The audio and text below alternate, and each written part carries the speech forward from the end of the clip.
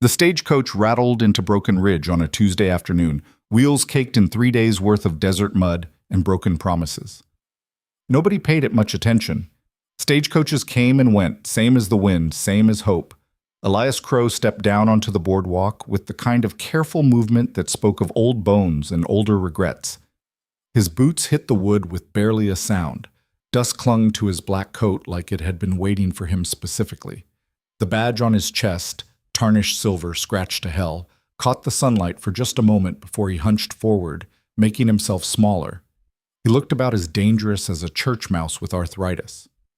"That's the new sheriff?" someone muttered from the general store's porch. "Can't be." "Is?" "Well, hell." Elias didn't acknowledge them. He picked up his worn leather bag, light enough that a strong breeze might carry it off, and started walking. His hands shook. Not a lot, but enough that you could see it if you were looking. And in Broken Ridge, everybody was always looking. The town itself squatted in a valley between red rock formations that seemed to trap the heat and hold it hostage. Main Street ran straight as a rifle barrel through the center, saloons on one side, the general store, and boarding house on the other, and the sheriff's office at the far end, standing alone like a bad memory nobody wanted to revisit. Elias walked past the blacksmith shop where Luther Hammond was shoeing a mare. Luther looked up, met Elias's eyes for a second, then went back to his work without a word. No greeting, no welcome, just the ring of hammer on iron. Past the boarding house where Vera Hutchins stood in the doorway, arms crossed, watching with the kind of expression women get when they've already written your obituary in their heads. Past the Red Star Saloon where piano music leaked out through the batwing doors, along with the smell of whiskey and tobacco and men who'd stopped pretending life owed them anything better. The sheriff's office door hung crooked on its hinges. Someone had nailed boards across the windows. The wood had weathered to gray, and the whole structure leaned slightly to the left like it was drunk or dying or both. Elias stopped in front of it, set down his bag, pulled the boards off the windows one by one, nails squealing as they came free from wood that had gone soft with neglect. His hands shook worse with each board, but he didn't stop, didn't rest. When the last board came free, he pushed the door open. The inside smelled like mice and mildew. Dust hung in the air thick enough to taste. There was a desk, overturned, a chair, broken, a gun rack on the wall, empty. The cell in the back corner still had bars, but the door swung open on hinges that had rusted into permanent surrender. Elias stood there for a long moment, just breathing. Then he set his bag down, took off his coat, rolled up his sleeves, and started cleaning. By the time the sun dropped toward the horizon, he'd righted the desk, swept the floor, replaced the broken chair with one he'd borrowed from the boarding house, and hung a new lock on the cell door. His shirt was soaked through with sweat.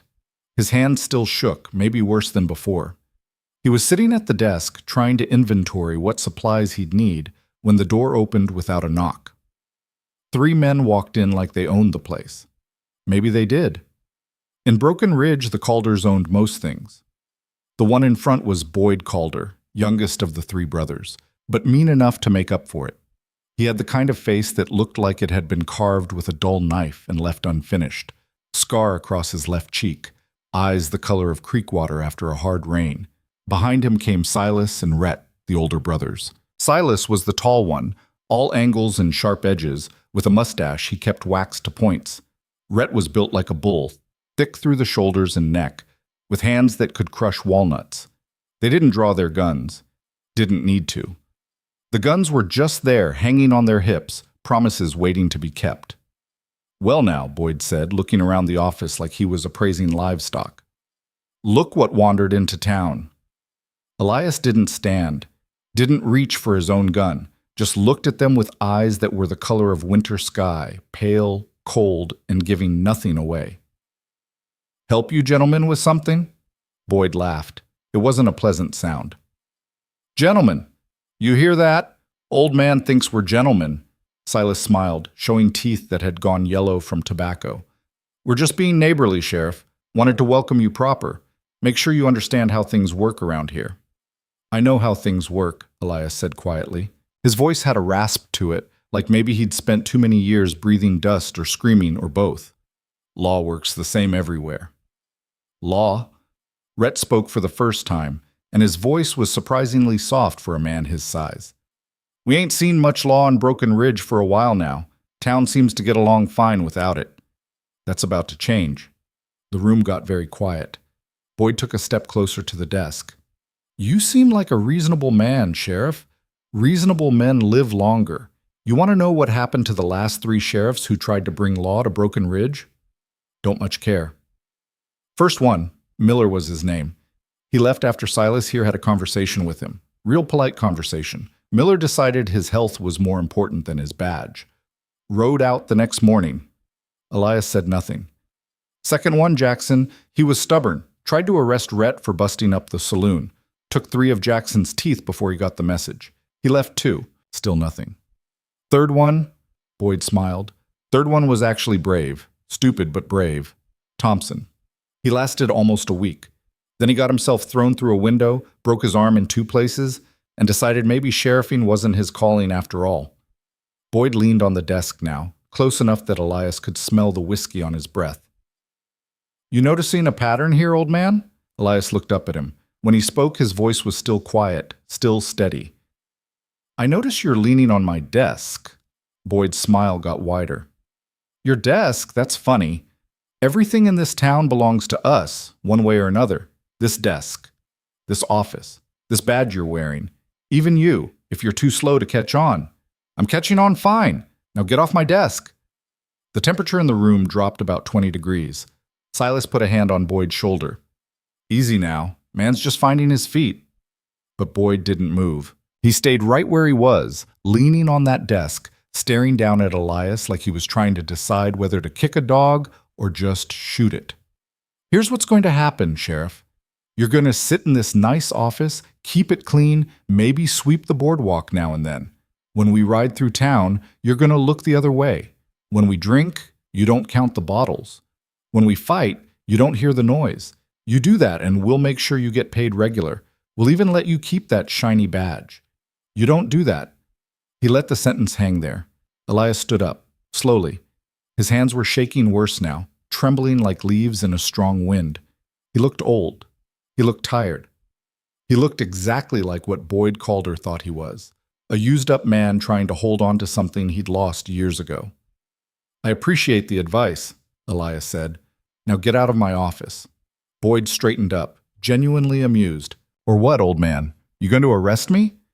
"I'm going to ask you nicely one more time. After that, I stop asking." Rhett and Silas exchanged glances. This was unexpected. Most men folded by now. Most men had enough sense to recognize when they were outmatched. Boyd looked at his brothers, then back at Elias. "You know what? I like you. You got sand even if you got no sense. Tell you what, I'll give you tonight to think things over. Get some sleep. Clear your head. Tomorrow you can decide whether you want to be smart or dead." He turned to leave, and his brothers followed. At the door, Boyd paused and looked back. "Fair warning, though, Sheriff. We own this town. The water, the whiskey, the women. All of it. You try to change that, and you won't be the first man we've buried. You won't even be the most recent." The door closed behind them. Elias stood there for a long moment, hands still shaking, staring at the space where they'd been. Then he sat back down, picked up his pen, and went back to his inventory list like nothing had happened. Outside, the sun finished setting. Darkness came to Broken Ridge the way it always did, quick and absolute, like someone blowing out a candle. The next morning started with rain. Not much, just enough to turn the street into a ribbon of mud and make everything smell like wet earth and rust. Elias walked out of the boarding house where he'd taken a room and stood on the porch for a minute, watching water drip off the roof. Vera Hutchins came out behind him, wiping her hands on her apron.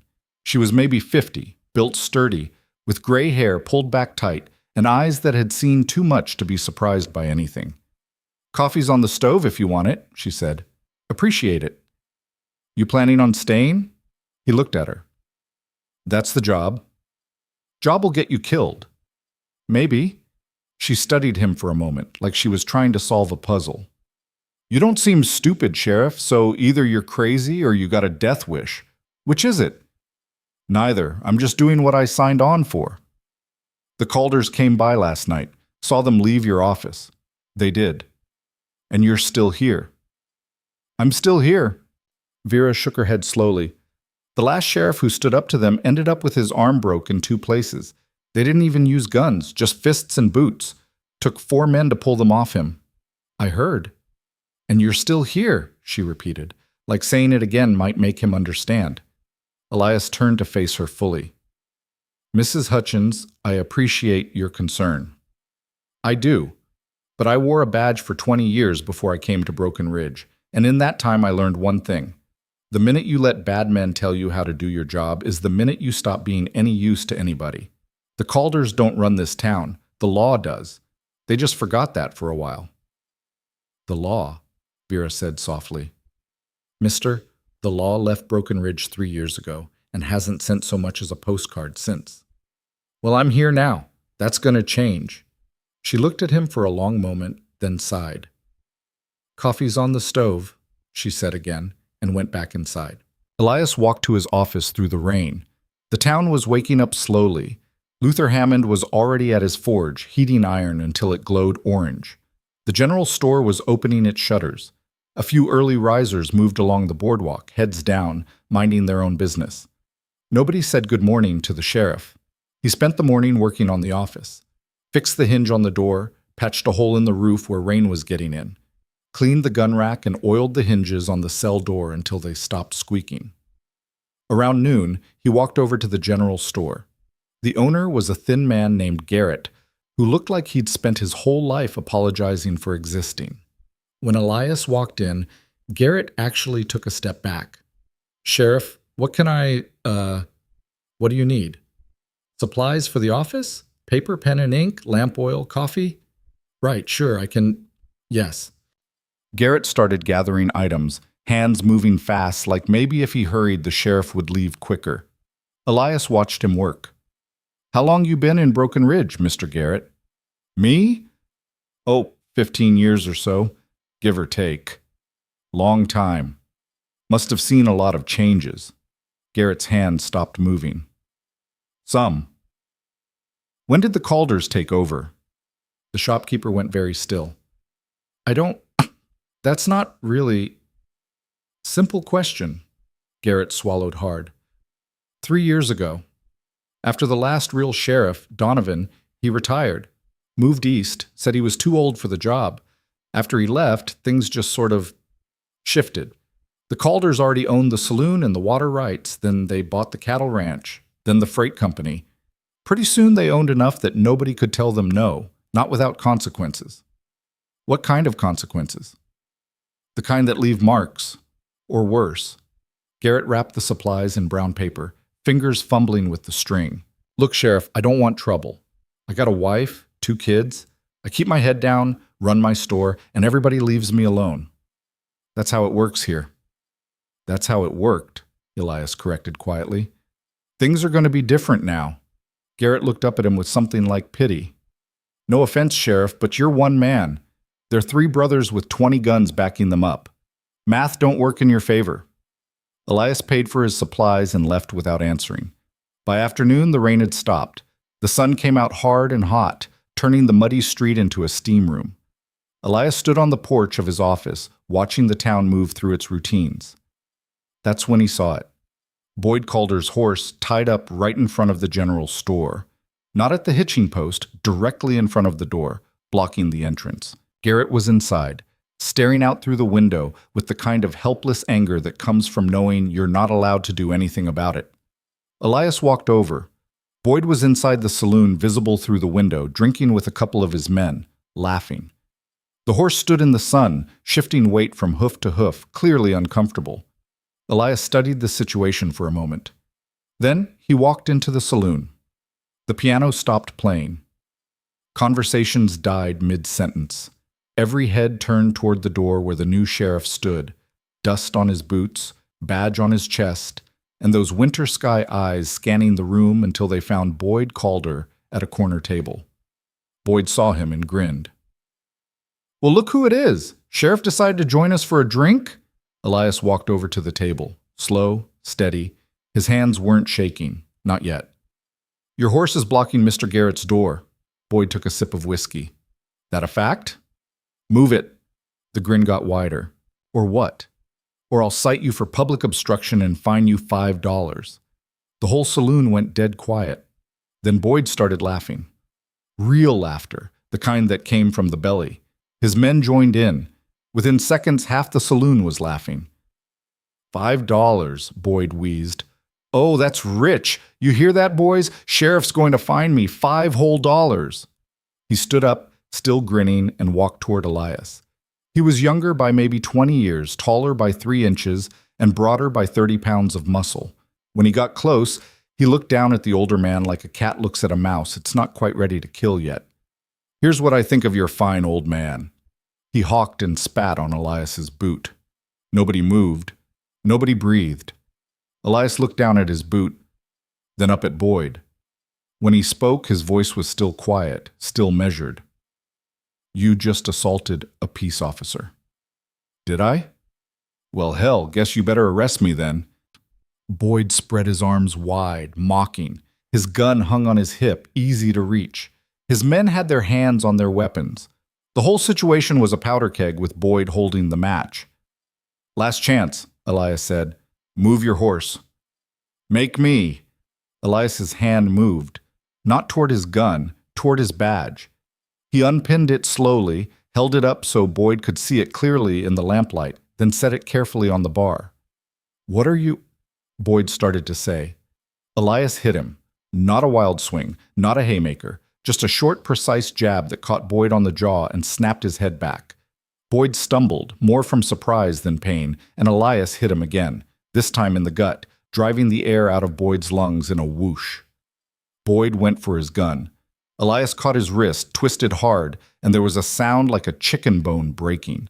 Boyd's gun clattered to the floor. He screamed, actually screamed, and Elias drove a knee into his ribs that sent him sprawling backward over a chair. The whole thing took maybe 5 seconds. Boyd's men started to draw. Don't! The word came out like a whip crack, and Elias's gun was suddenly in his hand. When it had happened, nobody could quite say. 1 second his hands were empty, the next second he was holding iron, and the barrel was pointing at the nearest of Boyd's men with the kind of steadiness that said trembling was just something Elias did when he wasn't actively killing people. Put them back, Elias said quietly, or find out how fast I am when I'm not asking polite.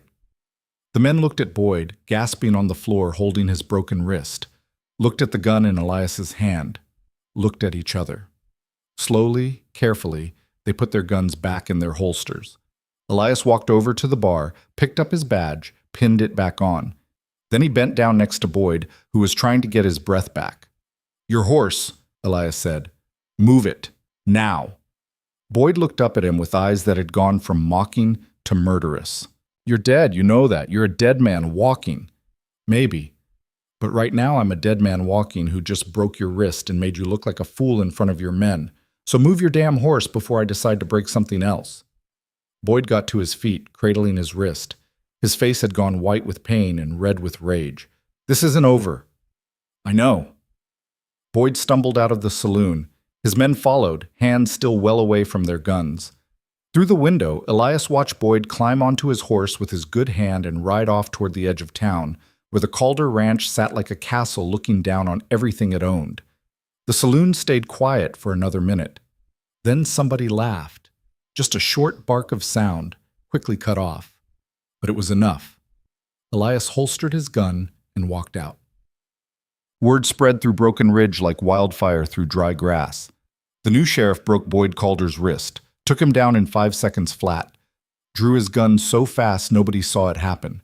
1 second empty hands, next second iron, like maybe he'd just wished it into existence. By evening, the whole town knew. By nightfall, the Calders knew. Elias sat in his office as the sun went down, cleaning his gun. His hands were shaking again, worse than before. The trembling that had disappeared during the fight was back with a vengeance. He'd taken 2 aspirin for the headache building behind his eyes. Hadn't helped much. There was a knock at the door. Come in. Luther Hammond stepped inside, hat in his hands. The blacksmith was a big man, strong from years of working the forge, with a face that looked like weathered leather and eyes that didn't miss much. Evening, Sheriff. Mr. Hammond. Luther stood there for a moment, turning his hat in his hands. What you did today, that took guts. took stupidity, more like. Maybe, but it needed doing. Been a long time since anybody stood up to the Calders. Elias didn't answer, just kept cleaning his gun. They'll come for you, Luther said. You know that, right? Won't just be Boyd next time. They'll bring everybody. I know. You got a plan? Stay alive, uphold the law, try not to die. That's not much of a plan. Elias looked up at him. It's the only one I got. Luther nodded slowly. He set something on the desk, a new lock, better than the one Elias had put on the cell. Made this today. Thought you might need it. No charge. Appreciate it. Luther turned to leave, then paused. For what it's worth, Sheriff, I'm glad you're here. Town forgot what it felt like to have somebody on its side. Maybe you'll remind them. After he left, Elias finished cleaning his gun, loaded it, and sat back in his chair staring at the ceiling. The trembling in his hands got worse. What? They came for him 3 days later. Elias had spent those days doing the job. Walking the streets, checking doors at night. Breaking up a fight between two drunks outside the saloon. Citing Marcus Webb for dumping garbage in the street. Small things. Normal things. The kind of law enforcement that didn't make headlines but kept a town from sliding into chaos. People watched him like he was a curiosity. Some with hope. Most with pity. A few with something like respect. The Calders stayed away. Rhett and Silas hadn't shown their faces since Boyd's humiliation. Boyd himself was at the ranch, nursing his broken wrist and what was probably an even more broken pride. Elias knew it wouldn't last. Men like the Calders didn't forgive. They just waited for the right moment to take their revenge. The moment came on Saturday night. He was doing his evening rounds when he heard the horses, lots of them, coming from the north end of town, where the Calder Ranch sprawled across 5,000 acres of land they'd taken one way or another. Elias stood in the middle of Main Street and watched them come. 20 riders, maybe more. They moved slowly, deliberately, with the kind of confidence that comes from knowing you've got the numbers and the guns and nobody to stop you. The Calder brothers rode in front. Even Boyd, with his wrist in a splint, looked ready for war. They stopped 50 feet from where Elias stood. For a long moment, nobody moved. The only sound was the creak of saddle leather and the occasional snort from a horse. Then Rhett Calder spoke. His voice carried clear in the night air. Sheriff Crow, we got a problem. That right? You assaulted my brother, broke his wrist. Under the law, that's a crime. Your brother assaulted a peace officer.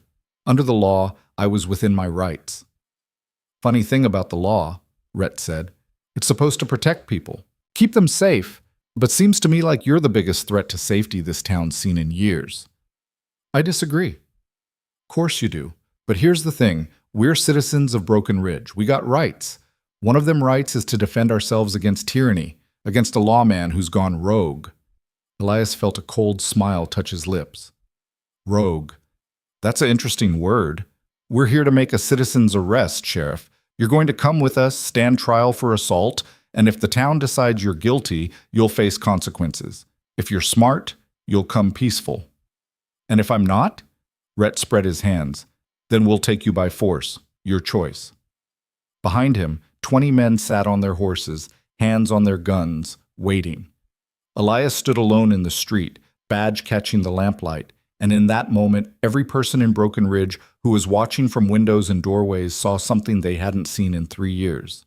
They saw a man who wasn't afraid. Here's my choice, Elias said, his voice carrying clear and cold. You boys turn around and ride back to your ranch. You leave this town alone. You follow the law like everybody else. You do that, and we forget this whole thing ever happened. And if we don't? Elias's hands had stopped shaking, completely, utterly.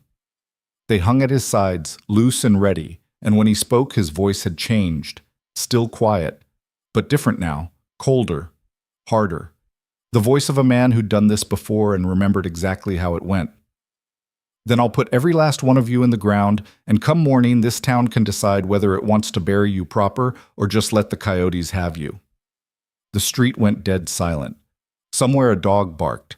Somewhere else a door slammed. But on Main Street, with 20 armed men facing one old sheriff, there was nothing but silence and the weight of a choice that couldn't be unmade. Boyd Calder laughed. It sounded forced. You hear this, old fool? He's going to take on all 20 of us. 23, Silas corrected quietly. Whatever.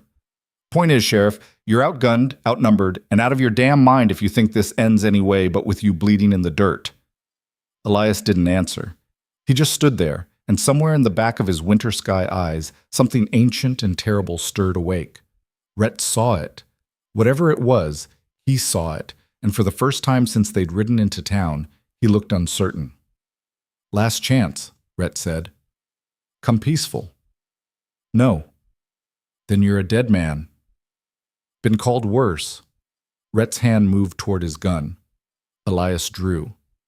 What happened next would be talked about in Broken Ridge for the next 50 years. Would be embroidered, exaggerated, turned into legend until nobody could quite agree on what was truth and what was myth. But everyone agreed on one thing. Nobody saw Elias Crow's hand move. 1 second, it was empty.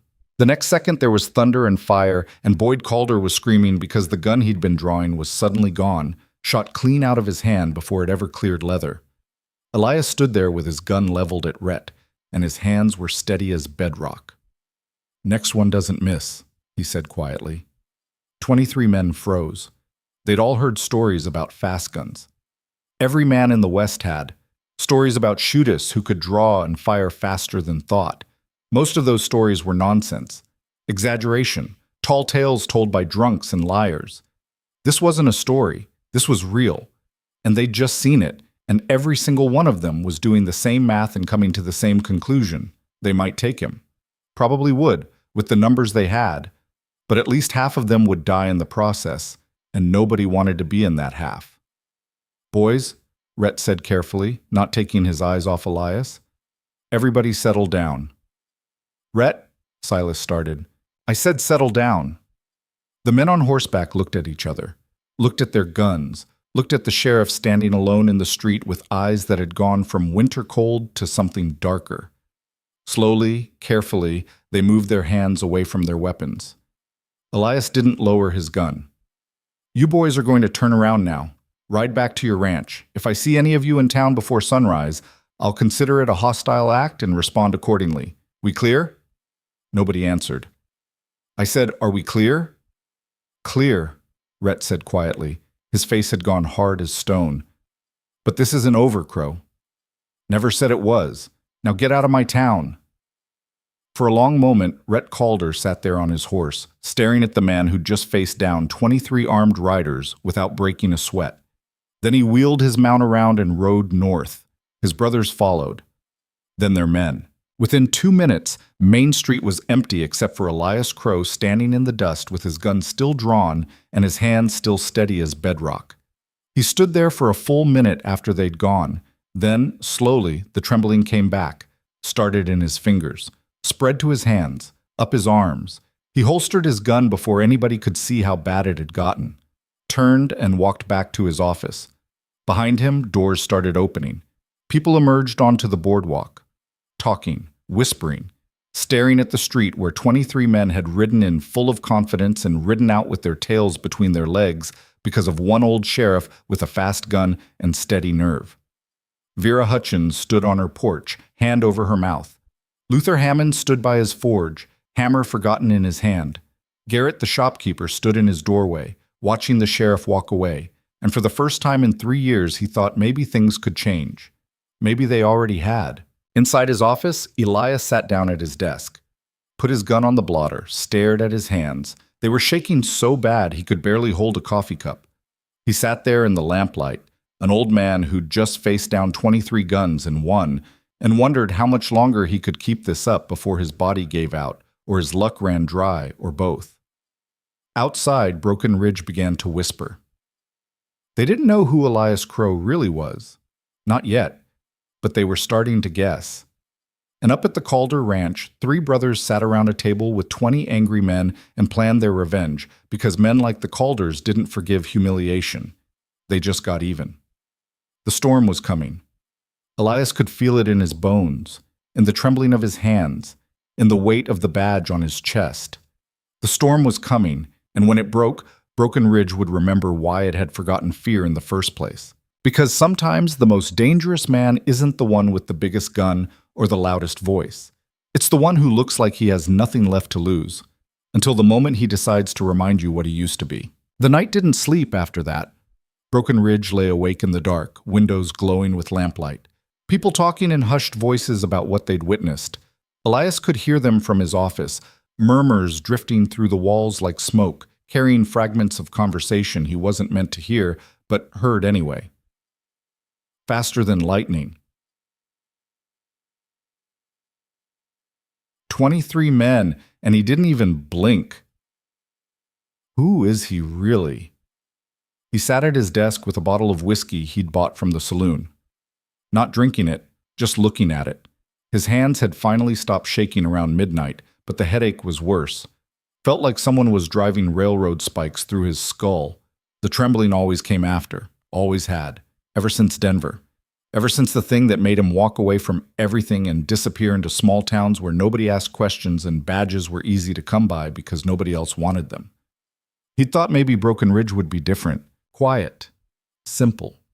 A place where an old man could finish out his years keeping the peace without having to become what he used to be. Should have known better. The door opened without a knock.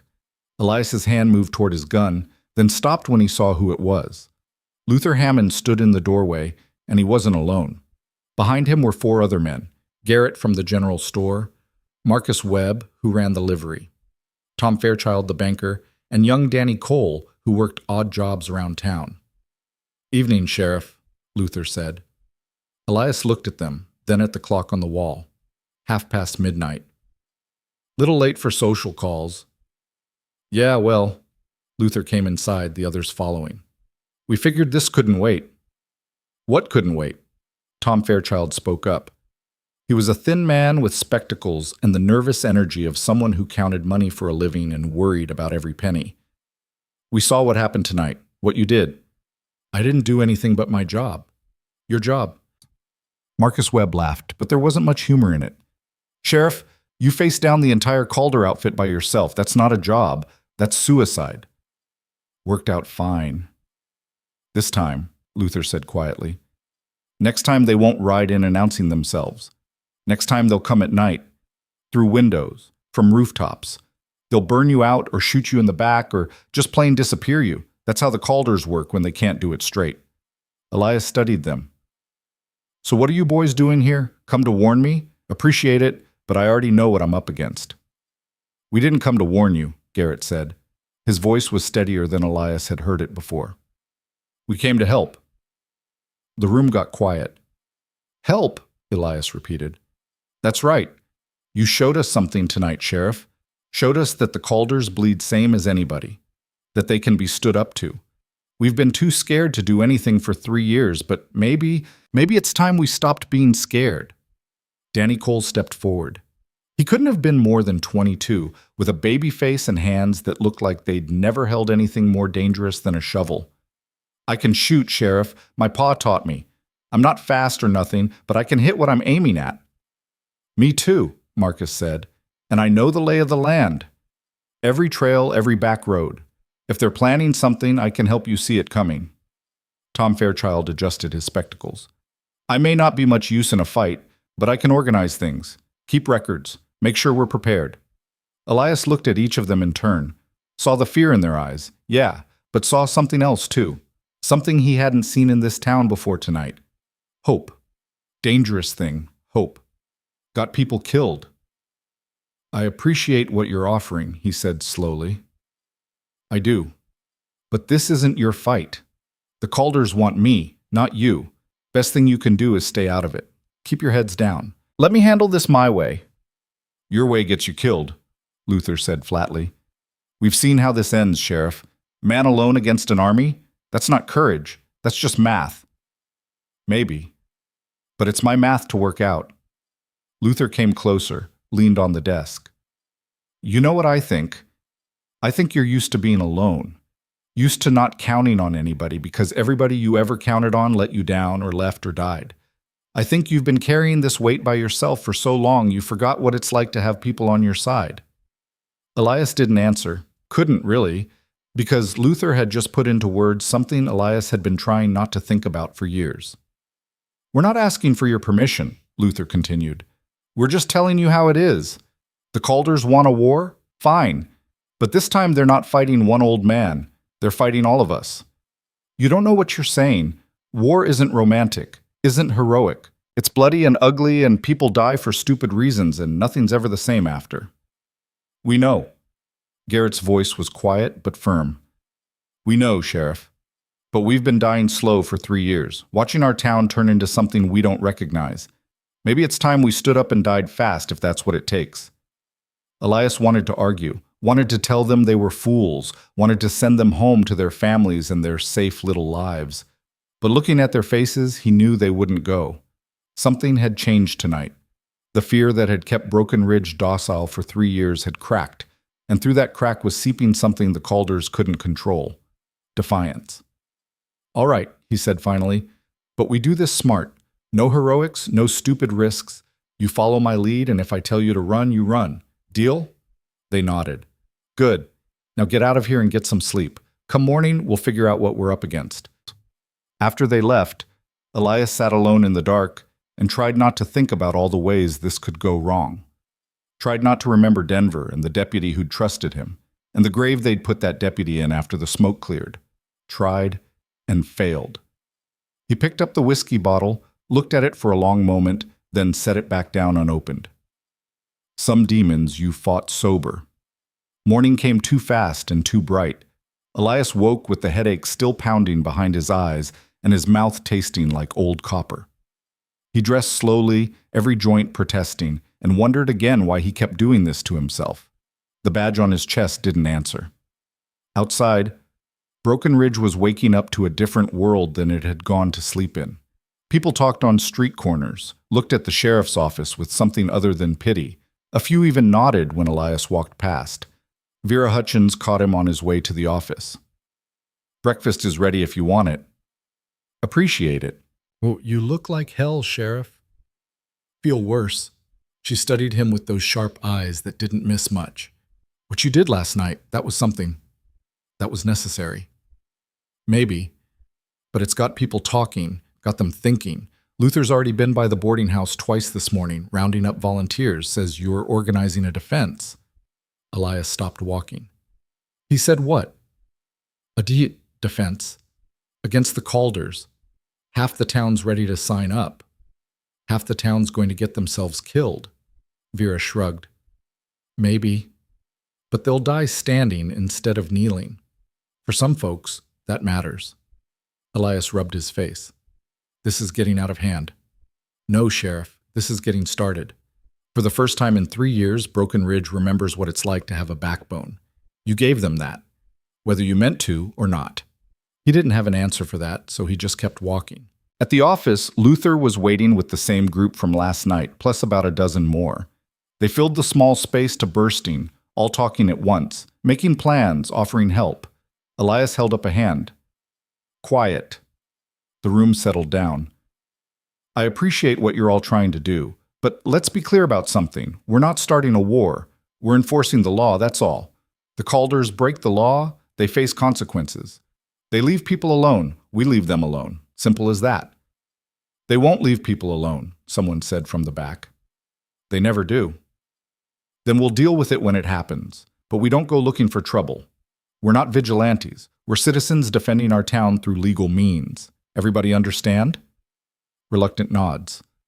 "Good. Now, anybody here who can't shoot straight or isn't willing to follow orders, leave now. No shame in it. This isn't your fight." Nobody moved. Elias looked at them. Shopkeepers and blacksmiths and stable hands. Not soldiers, not gunfighters, just ordinary people who'd decided they'd had enough. Part of him wanted to send them all home. Part of him knew he needed them. "All right, Luther, you're in charge of organizing patrol schedules.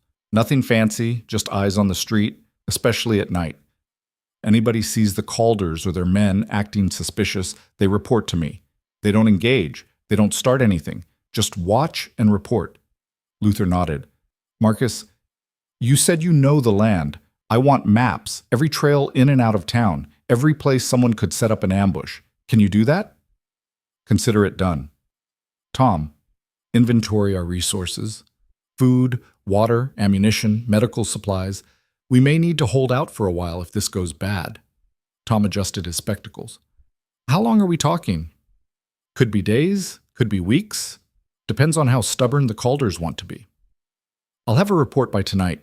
Elias turned to Danny Cole. You said you can shoot. Prove it. Range behind the livery 1 hour. Bring anybody else who claims they can handle a gun. We'll see what we're working with. The young man's face lit up. Yes, sir. They dispersed, leaving Elias alone with Luther. You know what you're doing? Luther asked quietly. Not even a little bit. Good. Man who thinks he knows everything usually ends up dead. Man who knows he doesn't at least stays careful. That wisdom or experience talking? Both. Luther paused at the door. For what it's worth, Sheriff, I served in the war. Saw my share of fights. You got the look of a man who's been there too. Whatever you were before you came here, whatever made you shake like that when nobody's watching, it doesn't matter. What matters is you're here now and you're giving us a chance. That's more than anybody else has done in 3 years.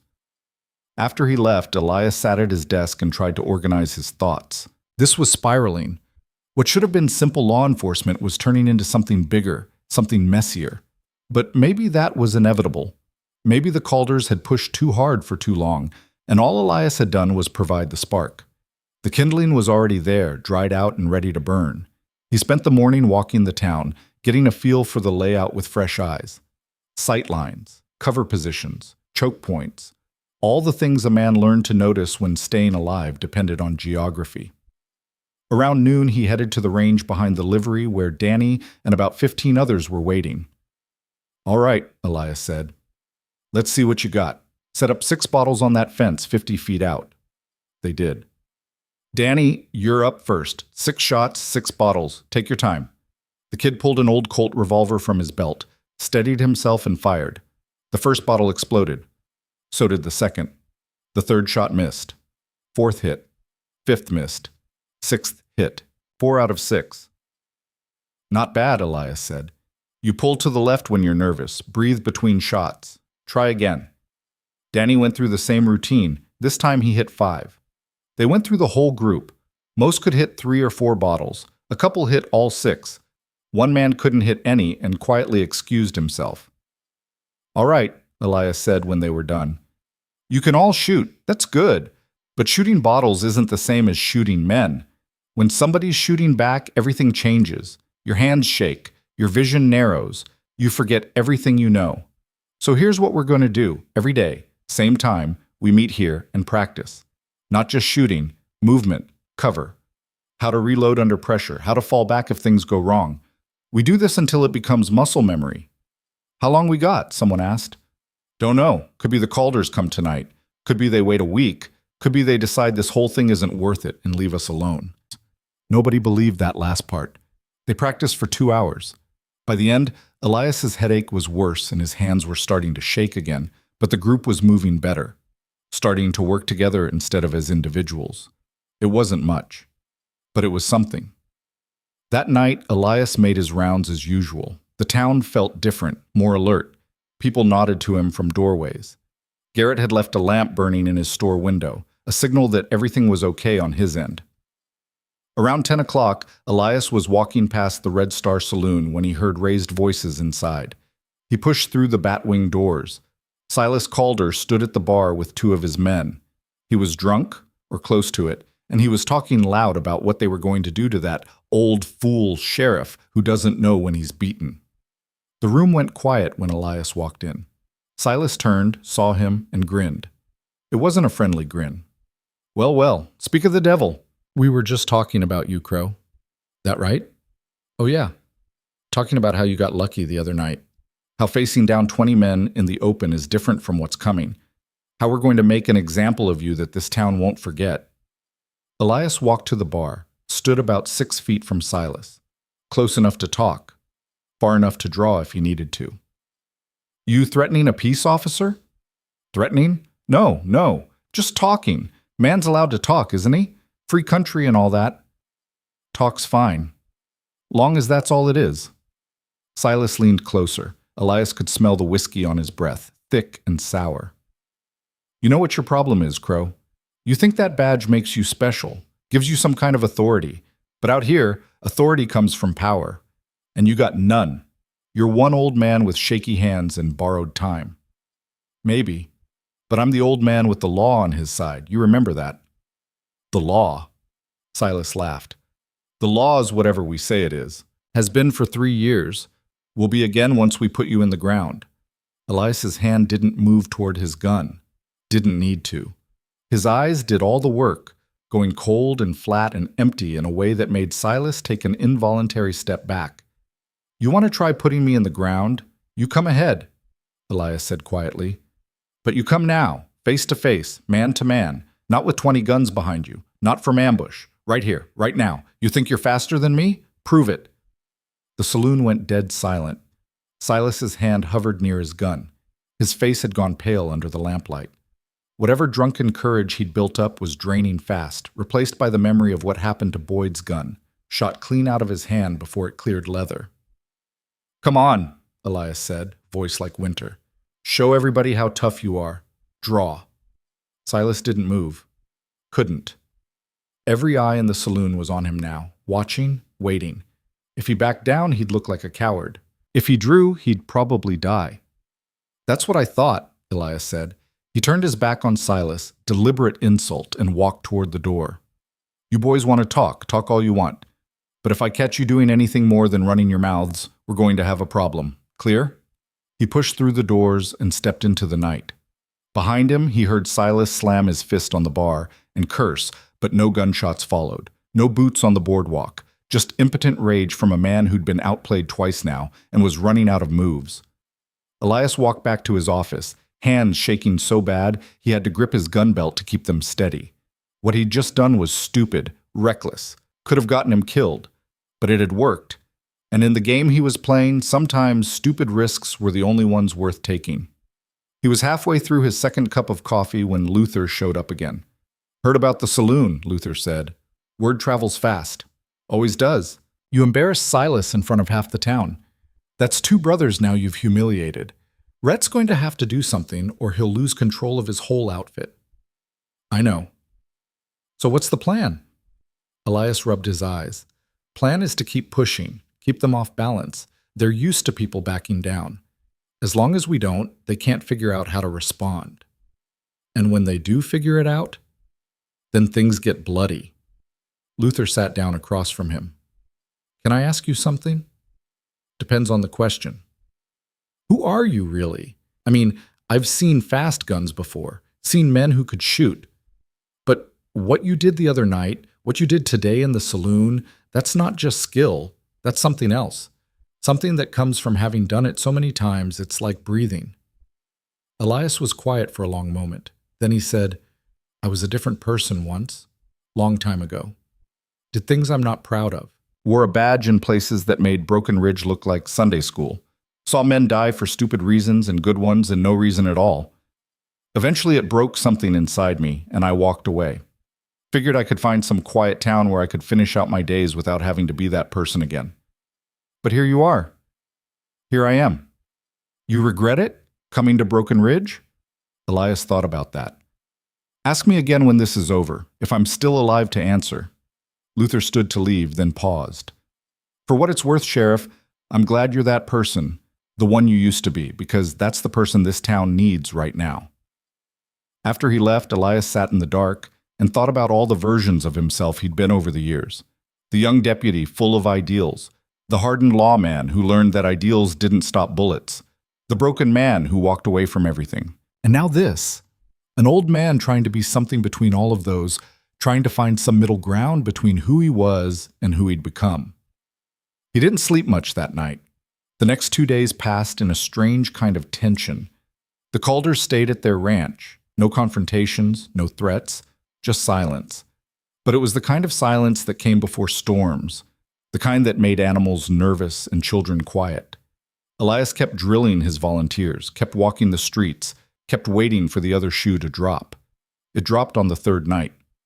He was in his office when Danny Cole came running, out of breath, face pale. Sheriff, you need to come quick. What happened? The Henderson place, out east of town. It's on fire. Elias grabbed his gun and followed Danny into the street. Other people were emerging from houses, pointing at the orange glow visible beyond the town limits. They rode out on horses Marcus provided. Half a dozen volunteers came with them. The Henderson farm was fully engulfed when they arrived.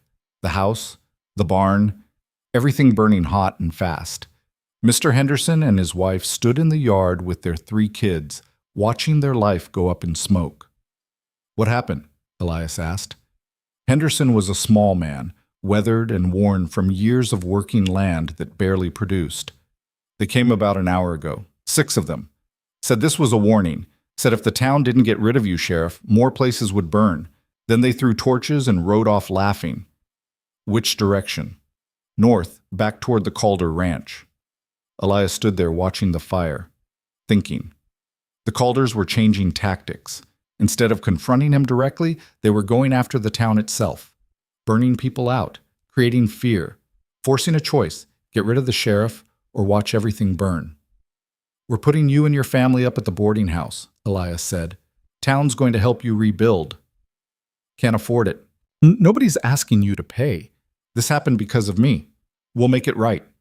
Henderson looked at him with eyes that had seen too much disappointment to hope for much. "You can't stop them, Sheriff. They own too much. Got too many guns. Best thing you can do is leave before somebody dies." "Maybe, but I'm not leaving." They stayed until the fire burned itself out, then rode back to town. Elias called a meeting in his office. Every volunteer showed up, plus a dozen more. "They're changing tactics," Elias told them. "Can't beat us straight up, so they're going to try terror. Burn people out, hurt families, make it so painful to keep me around that you'll throw me out yourselves." "Won't work," Luther said flatly. "Might. Fear's a powerful thing. You all need to understand what you're signing up for. This isn't going to be quick or clean. People are going to get hurt. Property's going to get destroyed. Some of you might die.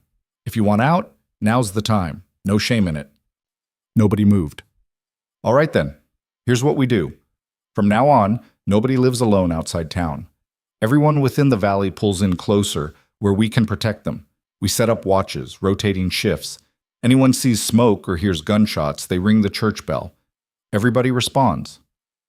"What about their ranch?" Marcus asked. "We know where they are. Why don't we hit them first?"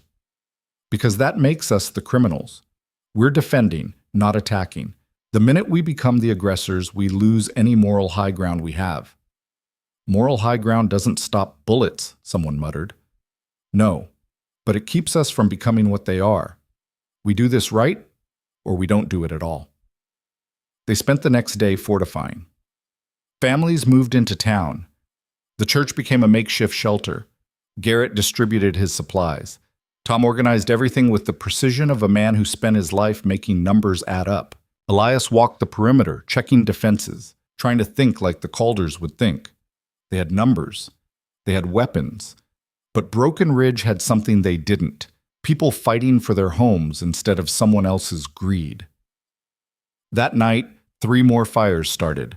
2 barns and a storage shed, all on the outskirts of town. The volunteers responded fast, put them out before they spread. But the message was clear. The Calders could strike anywhere, anytime. Elias stood in the ashes of the storage shed and made a decision. He'd been playing defense, reacting, waiting for them to make moves. Time to change that. He gathered Luther, Marcus, and a few others he trusted. "I'm going to their ranch." "That's suicide," Luther said immediately. "Maybe, but they need to know we're not just going to sit here and take it. I'm going to give them one chance to back down before this gets worse." "They won't back down." "Probably not, but I have to try." He rode out alone the next morning against every argument his volunteers made. Rode north through land that got progressively better, more water, greener grass, better fencing. All of it Calder land, bought or stolen or taken by force. The ranch house sat on a hill like a king's castle. Big, well-built, expensive. Around it were bunkhouses, corrals, storage buildings. 20 men at least moved around the property. Elias rode right up to the main house and dismounted. 2 men with rifles intercepted him. "Far enough, old man. I'm here to see Rhett Calder." "Mr. Calder doesn't want to see you." "Tell him I'm here to talk peace. He can listen, or he can start a war he won't win. His choice. They looked at each other, then one went inside. 5 minutes later, Rhett Calder came out onto the porch. He stood there looking down at Elias with cold eyes and a colder smile. "You got nerve, Crow. I'll give you that. Coming here alone." "Didn't come to fight, came to talk."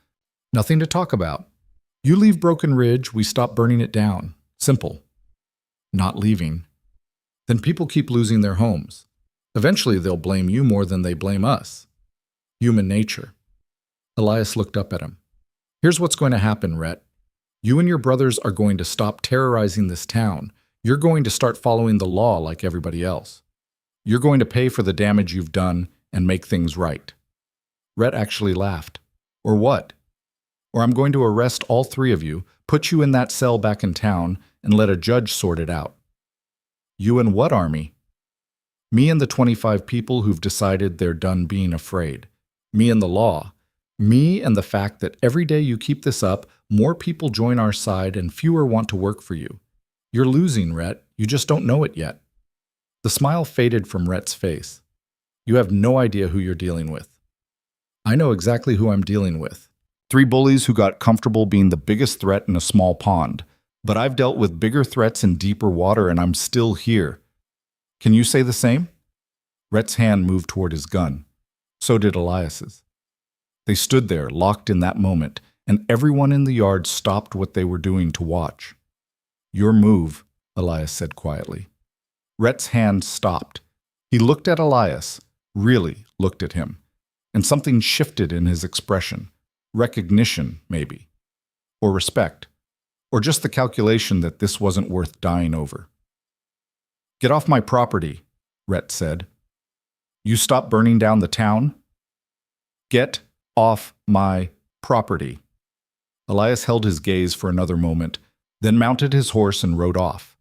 He kept his back straight, didn't look behind him, didn't give them the satisfaction of seeing fear. But his hands were shaking so bad by the time he got out of sight that he had to stop and steady himself against a tree. He'd just bet everything on a bluff, walked into the lion's den, and walked back out. The Calders could have killed him. Should have, probably. But they hadn't.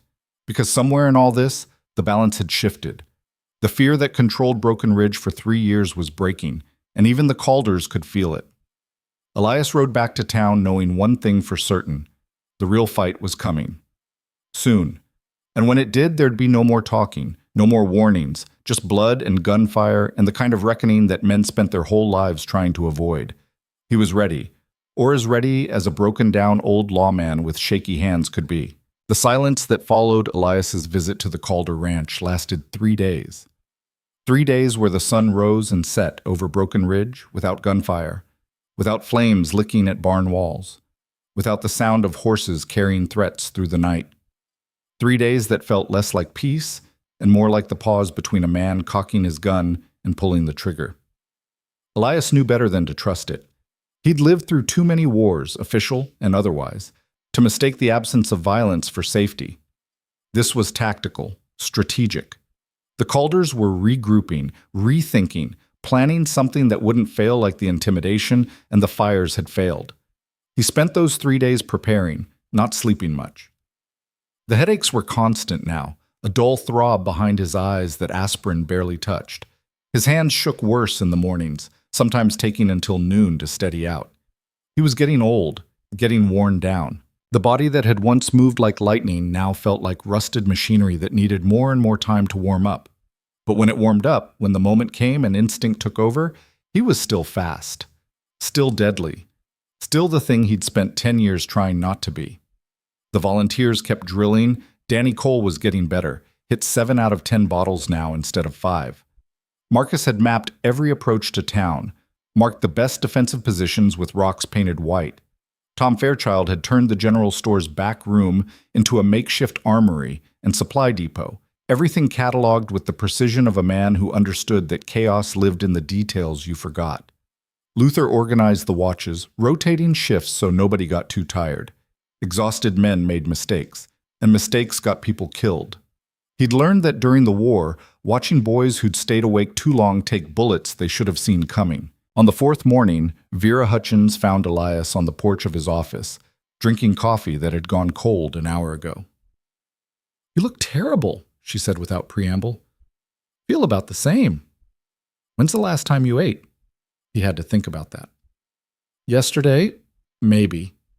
She disappeared and came back 15 minutes later with a plate of eggs and bacon and bread still warm from the oven. Set it down in front of him like a mother scolding a child. "Eat. Can't defend a town if you starve yourself to death first." "Yes, ma'am." She watched him take a few bites, then sat down in the chair next to him. For a while they didn't talk, just sat there in the morning sun listening to Broken Ridge wake up. "My husband wore a badge," Vera said eventually. "Long time ago, different town. He was good at it, real good. But it ate at him, all the violence, all the death. He'd come home with that look you got, like he was seeing things nobody else could see.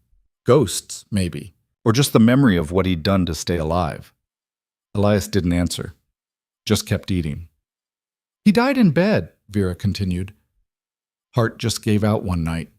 He was only 43. Doctor said it was natural causes, but I knew better. It was the weight. All those years carrying it around, pretending it didn't matter. Eventually it crushed something inside him that couldn't be fixed." She looked at Elias. "I see that same weight on you, Sheriff.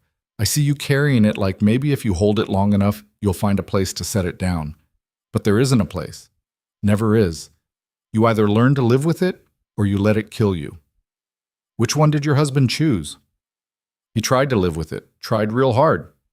Wasn't enough." Elias set his fork down. "I appreciate the concern, Mrs. Hutchins, but I'm not your husband. I've been carrying this weight a long time. I know its shape. I know how much I can hold before it breaks me." "Do you? Because from where I'm sitting, you look about 2 steps from breaking right now." "Maybe. But those 2 steps are enough to finish this. And after, assuming you survive, then what?" He didn't have an answer for that. Hadn't let himself think that far ahead because thinking about after meant believing there'd be an after. And in his experience, hope like that got you killed. Vera stood up. "Finish your breakfast. And Sheriff, whatever happens, whatever you were before you came here, it doesn't matter to us. What matters is you're the first person in 3 years who made us believe we could be something other than victims. Don't forget that when things get bad." She left him alone with his cold coffee and his thoughts. That afternoon, a rider came into town from the east. Young guy, couldn't have been more than 19, riding a horse that looked about ready to collapse. He pulled up in front of the sheriff's office and practically fell off the saddle. "Sheriff Crow?" Elias came out. "That's me. I'm from Ridgeway, town about 30 miles east of here. Got a message from our marshal. Says he heard about what you're doing, standing up to the Calders. Says he's got 6 men who'll ride with you if you need them." Elias felt something loosen in his chest. 6 men. Good men. Experienced.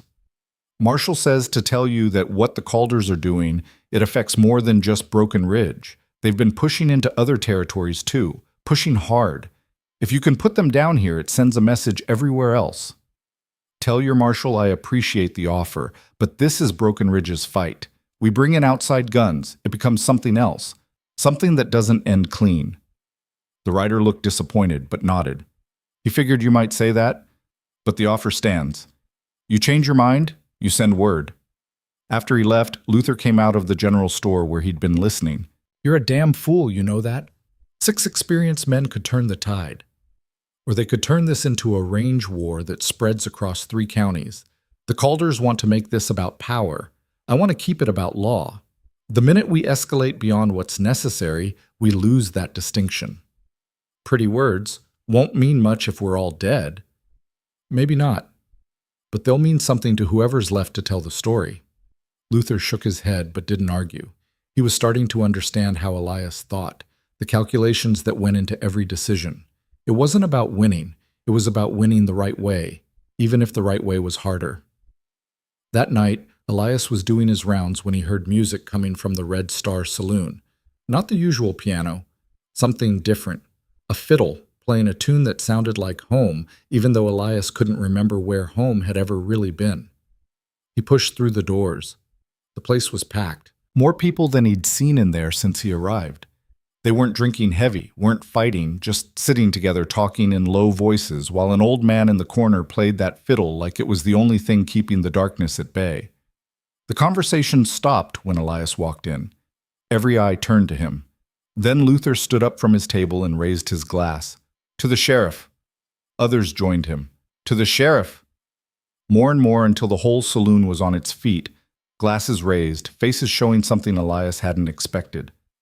Gratitude. He didn't know what to do with that. Didn't know how to accept it. So he just nodded and left, the music following him out into the street where the night air was cool and the stars were coming out one by one. Back in his office, he sat at his desk and tried to write a report of everything that had happened. It was procedure, something he'd done for 20 years. But the words wouldn't come. How did you document the feeling of a town remembering its spine? How did you put into official language the look in people's eyes when they stopped being afraid? He gave up and cleaned his gun instead. The repetition was soothing. Take it apart, oil each piece, put it back together, check the action, load it, unload it, over and over until his hands stopped shaking and his mind stopped racing. He was on his third time through when the door opened and Marcus Webb came in, breathing hard. They're coming. Elias set down the gun. How many? All of them. I was checking the north trail like you asked, and I saw them gathering at the ranch, 20, maybe 25 men, all armed. They're mounting up now. How long? Hour. Maybe less if they ride hard. Elias stood up. Ring the bell. Get everybody to their positions. This is it. Marcus ran. 30 seconds later, the church bell started ringing. Not the regular pattern for services. The alarm pattern. 3 rings, pause. 3 rings, pause. Over and over. People emerged from buildings. The volunteers grabbed their weapons and headed to their assigned positions. Families without guns went to the church where they'd be protected by the thickest walls in town. Elias walked out into the street and looked north. Couldn't see them yet. But he could feel them coming, could feel the weight of what was about to happen settling over everything like snow. Luther appeared at his side. We're as ready as we're going to be. How many can shoot? 22, plus you, against their 25. Even odds. Even numbers, not even odds. Most of our people never shot at anything that shoots back. They're about to learn. Danny Cole came running up, face pale but determined. Where do you want me, Sheriff? Roof of the general store, you got the high ground and good sight lines down Main Street. Don't shoot until I give the signal. And Danny? Yeah? Make every shot count. We don't have ammunition to waste. The kid nodded and ran off. Elias checked his gun one more time, 6 shots. He had 2 more cylinders in his belt, already loaded, 18 rounds total. In his experience, gunfights either ended in the first 6 shots or turned into chaos where reloading happened behind cover while bullets tore up everything around you. He was hoping for the former, expecting the latter. Vera came out of the boarding house with a rifle that looked older than she was. Don't even think about telling me to go to the church. Wasn't going to. You know how to use that? My daddy taught me before he died.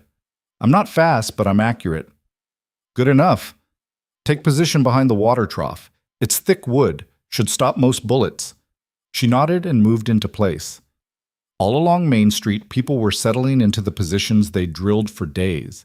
Behind barrels, in doorways, on roofs. Not an army. Not even close. Just ordinary people who decided that living scared was worse than dying free. Elias stood in the middle of the street and waited. The sun was setting, painting everything orange and red. Long shadows stretched across the dirt. The wind picked up, carrying dust and the smell of horses and gunpowder. Then he heard them. Hoofbeats.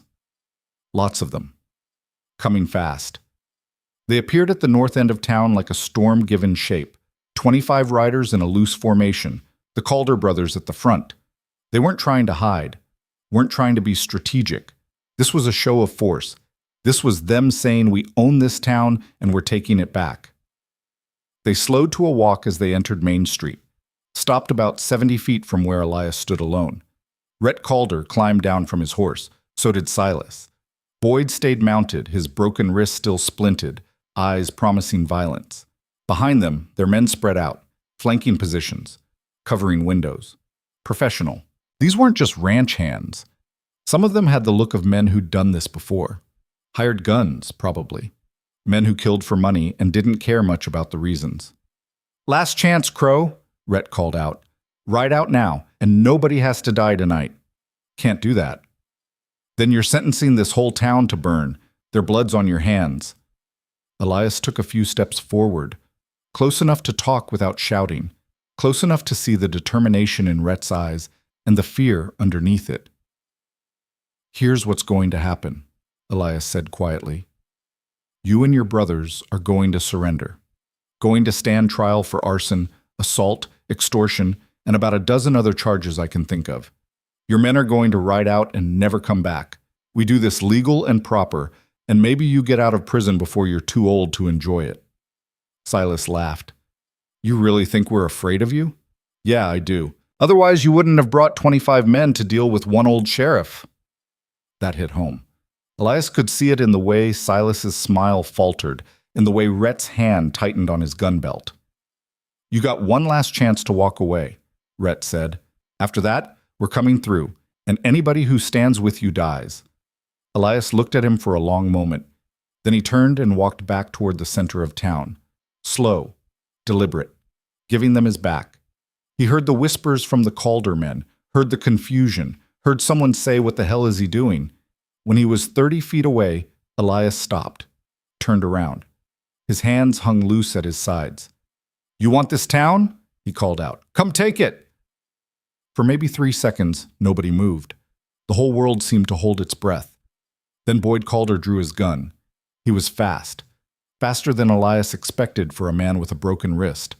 The gun cleared leather, came up, finger tightening on the trigger. Elias's hand moved. The shot that took Boyd's gun out of his hand, again, came so fast that people watching from windows swore later they never saw Elias draw. 1 second his hands were empty. Next second there was smoke and thunder and Boyd was screaming, holding his hand where the bullet had grazed it, his gun spinning away into the dust. Next one doesn't miss, Elias said. The Calder men went for their guns, and all hell broke loose. Gunfire erupted from both sides. The volunteers opened up from their positions, windows, roofs, doorways. Bullets tore through the air like angry hornets.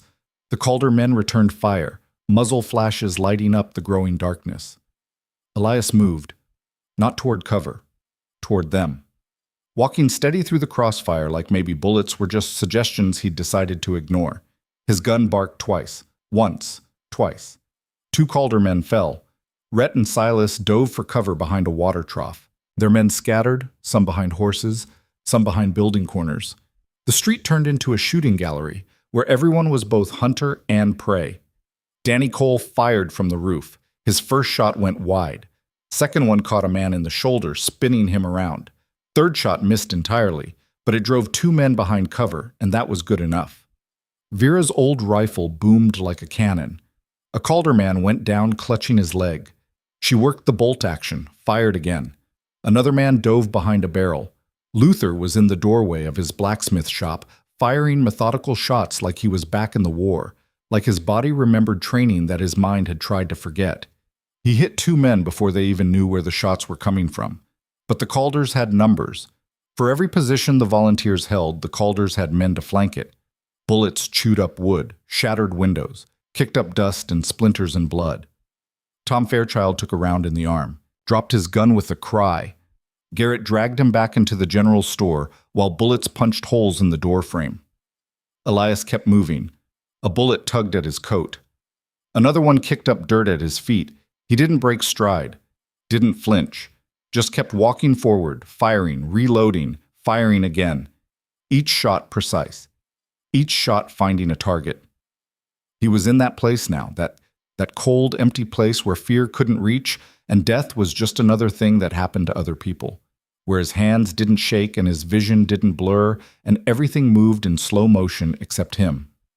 He'd been here before, in Denver, in towns whose names he couldn't remember anymore, places where the only thing that mattered was staying alive long enough to see the sun come up. A man lunged at him from behind a horse. Elias turned, fired from the hip. The man fell. Another one came from the side. Elias shot him too. The gun clicked empty. He dropped it, drew the second gun from his belt. When had he grabbed it? And kept firing. Somewhere in the chaos, Boyd Calder was screaming orders that nobody could hear over the gunfire. Silas had a rifle now, firing from behind the water trough, trying to pick off the volunteers on the roofs. Rhett was moving through the mess of horses and bodies, trying to rally his men, trying to turn this disaster into something they could salvage. But it was falling apart. The volunteers were supposed to break. Were supposed to run when the shooting started. Instead, they were standing their ground, firing back, making every bullet count the way Elias had taught them. Danny hit another man. Vera's rifle boomed again. Luther was still firing from his doorway, methodical and calm. Marcus had a shotgun and was making life hell for anyone who tried to advance down the left side of the street. Elias reloaded. His fingers were slick with something. Blood, maybe his, maybe not. Didn't matter. The cylinder clicked shut. He raised the gun. Rhett was 20 feet away, bringing his own gun up. Their eyes met. In that instant, Elias saw the calculation Rhett was making. The realization that this wasn't going to end the way he'd planned. That he'd brought his whole outfit into a trap he didn't even know existed until it closed around him. Rhett's gun came up. Elias fired. The bullet took Rhett in the shoulder, spinning him around. He fell, still holding his gun, and Elias was on him in 2 strides, kicked the gun away, put a boot on Rhett's chest. "Stay down." Rhett looked up at him with pain and rage and something else. Defeat, maybe. "You son of a—" A bullet hit the wall behind Elias's head. He turned. One of the hired guns had him in his sights, was lining up another shot. Luther's rifle boomed. The hired gun fell. All around them, the firing was slowing down. The Calder men were falling back, realizing they'd walked into something worse than they'd expected. Some were already running, mounting horses, riding hard to the north. Boyd was down, bleeding from where one of the volunteers had hit him in the leg. Silas was still behind the water trough, but he'd stopped shooting. Was just sitting there, back against the wood, looking at his empire crumbling around him. Elias raised his gun and fired once into the air. "Enough!" The shooting stopped. Not all at once, ragged, sporadic shots trailing off into silence. "Drop your weapons," Elias shouted. "Drop them now, or I swear I'll shoot every last one of you." The Calder men looked at each other, looked at their fallen, looked at the volunteers still in position with guns still pointed at them, looked at Rhett on the ground with a boot on his chest and blood spreading across his shirt. One by one, they dropped their guns. Elias kept his aimed at them. "Anybody who isn't a Calder, ride out, right now. If I ever see your faces in this territory again, I'll shoot you on sight. Move." They moved, scrambled for their horses, mounted up, rode hard to the north. Within 2 minutes, 15 men were gone, leaving only the Calders and 3 hired guns who'd been too wounded to run. "Marcus," Elias called out, "round up their weapons. Luther, check our people. Who's hurt?" "Tom took one in the arm," Luther called back. "Sarah Foster's got a graze on her leg. Danny's okay. Vera's okay. Garrett's shaken, but fine. Nobody dead on our side." Nobody dead. Elias felt something loosen in his chest. They'd done it. Held the line against superior numbers. Turned back an army with shopkeepers and blacksmiths and kids who'd learned to shoot 3 days ago. He looked down at Rhett. "Can you walk?" "Think you broke my shoulder." "Good. Get up." He hauled Rhett to his feet. Silas came out from behind the water trough, hands raised. Boyd was lying in the street, cursing through clenched teeth. "Cell's going to be crowded," Luther said, appearing at Elias's side. "They can share. Lock them up. Post a guard. Tomorrow we'll figure out the legal side of this." They dragged the Calders to the sheriff's office and locked them in the single cell. All 3 brothers, covered in blood and dirt and defeat, crammed into a space meant for one drunk on Saturday night. Rhett looked at Elias through the bars. "This isn't over." "Yeah, it is. You just don't know it yet." Outside, volunteers were emerging from their positions.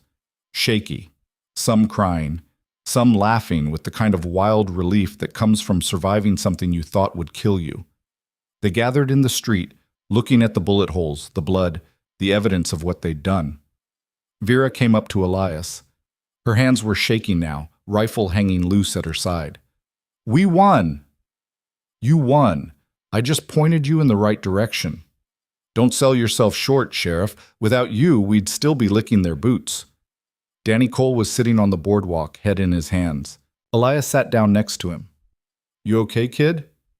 I shot a man, hit him in the shoulder, saw him fall. I know. Does it get easier? Elias thought about all the men he'd shot over the years, all the faces he couldn't forget no matter how hard he tried. No, it doesn't, but you learn to live with it, and you remember why you did it. You saved this town tonight, Danny. All of you did. That matters more than how it feels right now. The kid nodded but didn't look convinced. Elias stood up. Every bone in his body hurt. He was pretty sure he'd taken a bullet somewhere. His left side was wet with blood that probably wasn't all from other people. But there was work to do. The wounded needed tending. The dead needed burying. The town needed to know it was safe.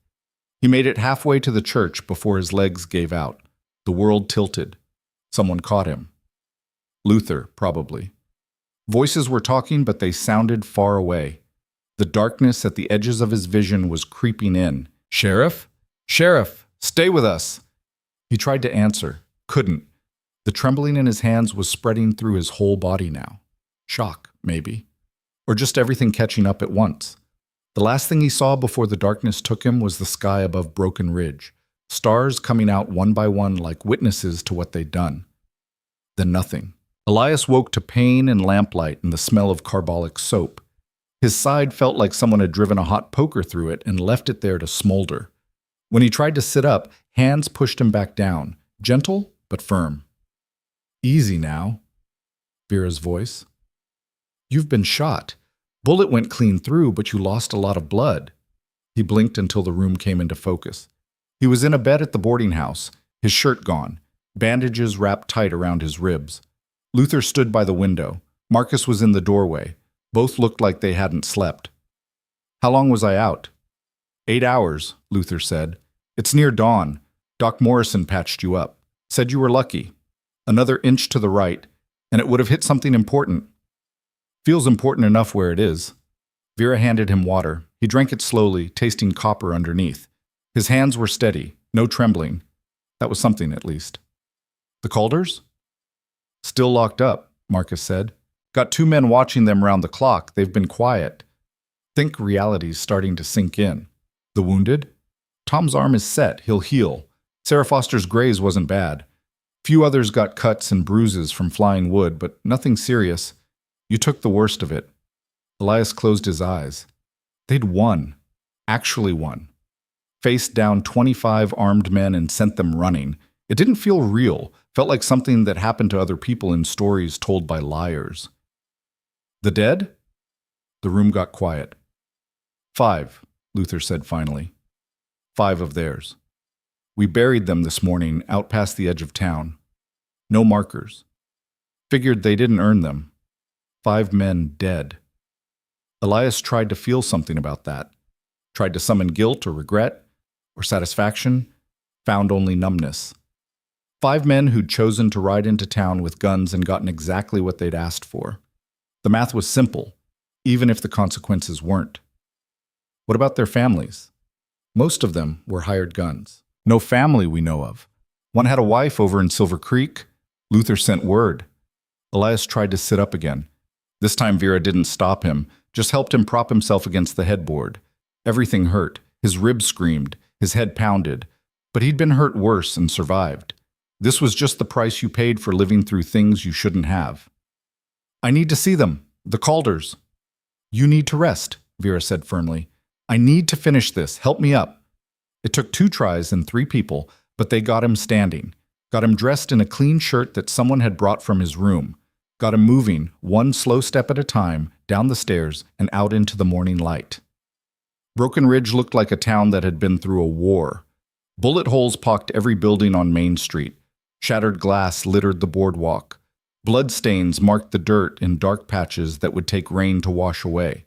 But people were out, cleaning, repairing, moving with purpose instead of fear. They stopped when they saw Elias. Stopped and watched him walk toward the sheriff's office, supported by Luther on one side and Vera on the other. Nobody said anything. They didn't need to. Their faces said it all. We did it. We actually did it. Inside the office, Danny Cole was sitting watch with a rifle across his lap. He jumped up when Elias came in. Sheriff, you shouldn't be. I'm fine. Open the cell. Danny looked at Luther, who nodded. The kid unlocked the cell door but didn't swing it open. The three Calder brothers sat on the single cot, looking smaller than Elias remembered. Rhett's shoulder was bandaged. Boyd's leg was wrapped. Silas had a cut above his eye that had scabbed over ugly. They looked up when Elias appeared, and something passed between them. Not defiance, not quite defeat either, just exhaustion. "You boys comfortable?" Elias asked. Rhett laughed, but there was no humor in it. "We've been in worse." "I bet you have. Been thinking about what to do with you. Could send word to the territorial marshal. Let the law handle this proper, but that'd take weeks, maybe months. Town doesn't have the resources to keep you fed and guarded that long." "So what?" Silas said. "You're going to shoot us? Make it look like we tried to escape?" "No. I'm going to give you a choice." That got their attention. Elias leaned against the bars, careful not to put weight on his bad side. "Here's how this works. You sign over your property, the ranch, the water rights, the businesses you strong-armed your way into owning. All of it goes to a trust that'll be managed by the town council for the benefit of Broken Ridge. You do that, and you walk out of here, today, right now. But you leave, and you never come back. Not to this valley, not to this territory. You show your faces anywhere within 100 miles, and I'll hunt you down and finish what we started last night." Boyd started to speak. Rhett cut him off with a look. "And if we don't sign?" Rhett asked. "Then I send for the marshal like I said. You stand trial for arson, assault, attempted murder, extortion, and whatever else I can make stick. You'll be lucky to see daylight again before you're old men. Unlucky, you'll hang. Depends on the judge and how he feels about people who terrorize towns." The brothers looked at each other, some kind of silent conversation happening that Elias couldn't read. Finally, Rhett turned back to him. "That's it? We sign and walk?" "That's it. But understand something. This isn't mercy. This is me being practical. Town wants to move on. Having you rotting in a cell for months doesn't help anybody. But if I ever hear about you causing trouble somewhere else, if I hear you're preying on people who can't defend themselves, I'll come find you. And next time there won't be any talking." Silas stood up. "You know what I think? I think you're scared. Scared that if the marshal comes and investigates, he'll figure out who you really are. What you really are." Elias met his eyes. "Maybe. But that doesn't change the deal on the table." "Who are you?" Boyd asked. "Really? Because old sheriffs with shaky hands don't move like you moved last night. Don't shoot like you shot. We've heard stories about a man years back, down in Denver. Called himself different names in different places, but the description always fit. Fast gun, cold eyes, left a lot of bodies behind him before he disappeared." "Stories are just stories." "Are they? Because the way you handled yourself, the way you walked through that gunfire like death couldn't touch you, that's not normal. That's not even human." Elias pushed off from the bars, took a step back. His side was screaming now, blood probably seeping through the bandages, but he kept his voice level. "You want to know who I am? I'm the man giving you a way out. Take it or don't. But decide now, because my patience is worn thin and my body's telling me I should be in bed, not negotiating with men who burn people's homes for sport." Rhett stood up, came to the bars, looked at Elias for a long moment. "Where do we sign?" Tom Fairchild drew up the papers that afternoon. Elias watched from a chair in the corner, too tired to stand anymore, while the Calder brothers put their names to documents that stripped them of everything they'd built over the last 3 years. Everything they'd stolen, really. Every piece of land they'd pressured people into selling cheap. Every business they'd muscled their way into. It took 2 hours to get through all the paperwork. Tom was thorough, made sure every detail was ironclad, every signature witnessed. When it was done, the Calder Empire belonged to Broken Ridge. The brothers were given horses and provisions, enough to get them wherever they were going. Before they left, Rhett stopped in front of Elias. "This isn't over." "Yeah, it is. You just can't accept it yet. You made enemies today, Crow. Powerful ones. Men we did business with. Men who won't like seeing what happened here. Let them come. They'll get the same treatment you got." Rhett smiled, cold and mean. "You think you're something special. Think you're invincible. But you're bleeding right now. Bleeding bad. I can see it soaking through your shirt. How many more fights you got in you, old man? How many more times can you be that thing you were last night before your body gives out completely?" Elias didn't answer. Couldn't, really, because Rhett was right. He could feel it. The exhaustion settling into his bones, the trembling starting to come back in his fingers. The thing he'd been last night, that cold, efficient killer, it took something from him every time he became it. Took pieces he couldn't get back. "Ride out," Elias said quietly, "while you still can." They rode north. The whole town turned out to watch them go. 3 men on horses with nothing but the clothes on their backs and the memory of what they'd lost. Some people jeered. Most just watched in silence, making sure they really left. When they disappeared over the ridge, a cheer went up. Started small, just one person, then spread through the crowd until the whole town was shouting and clapping and crying. 3 years of fear releasing all at once.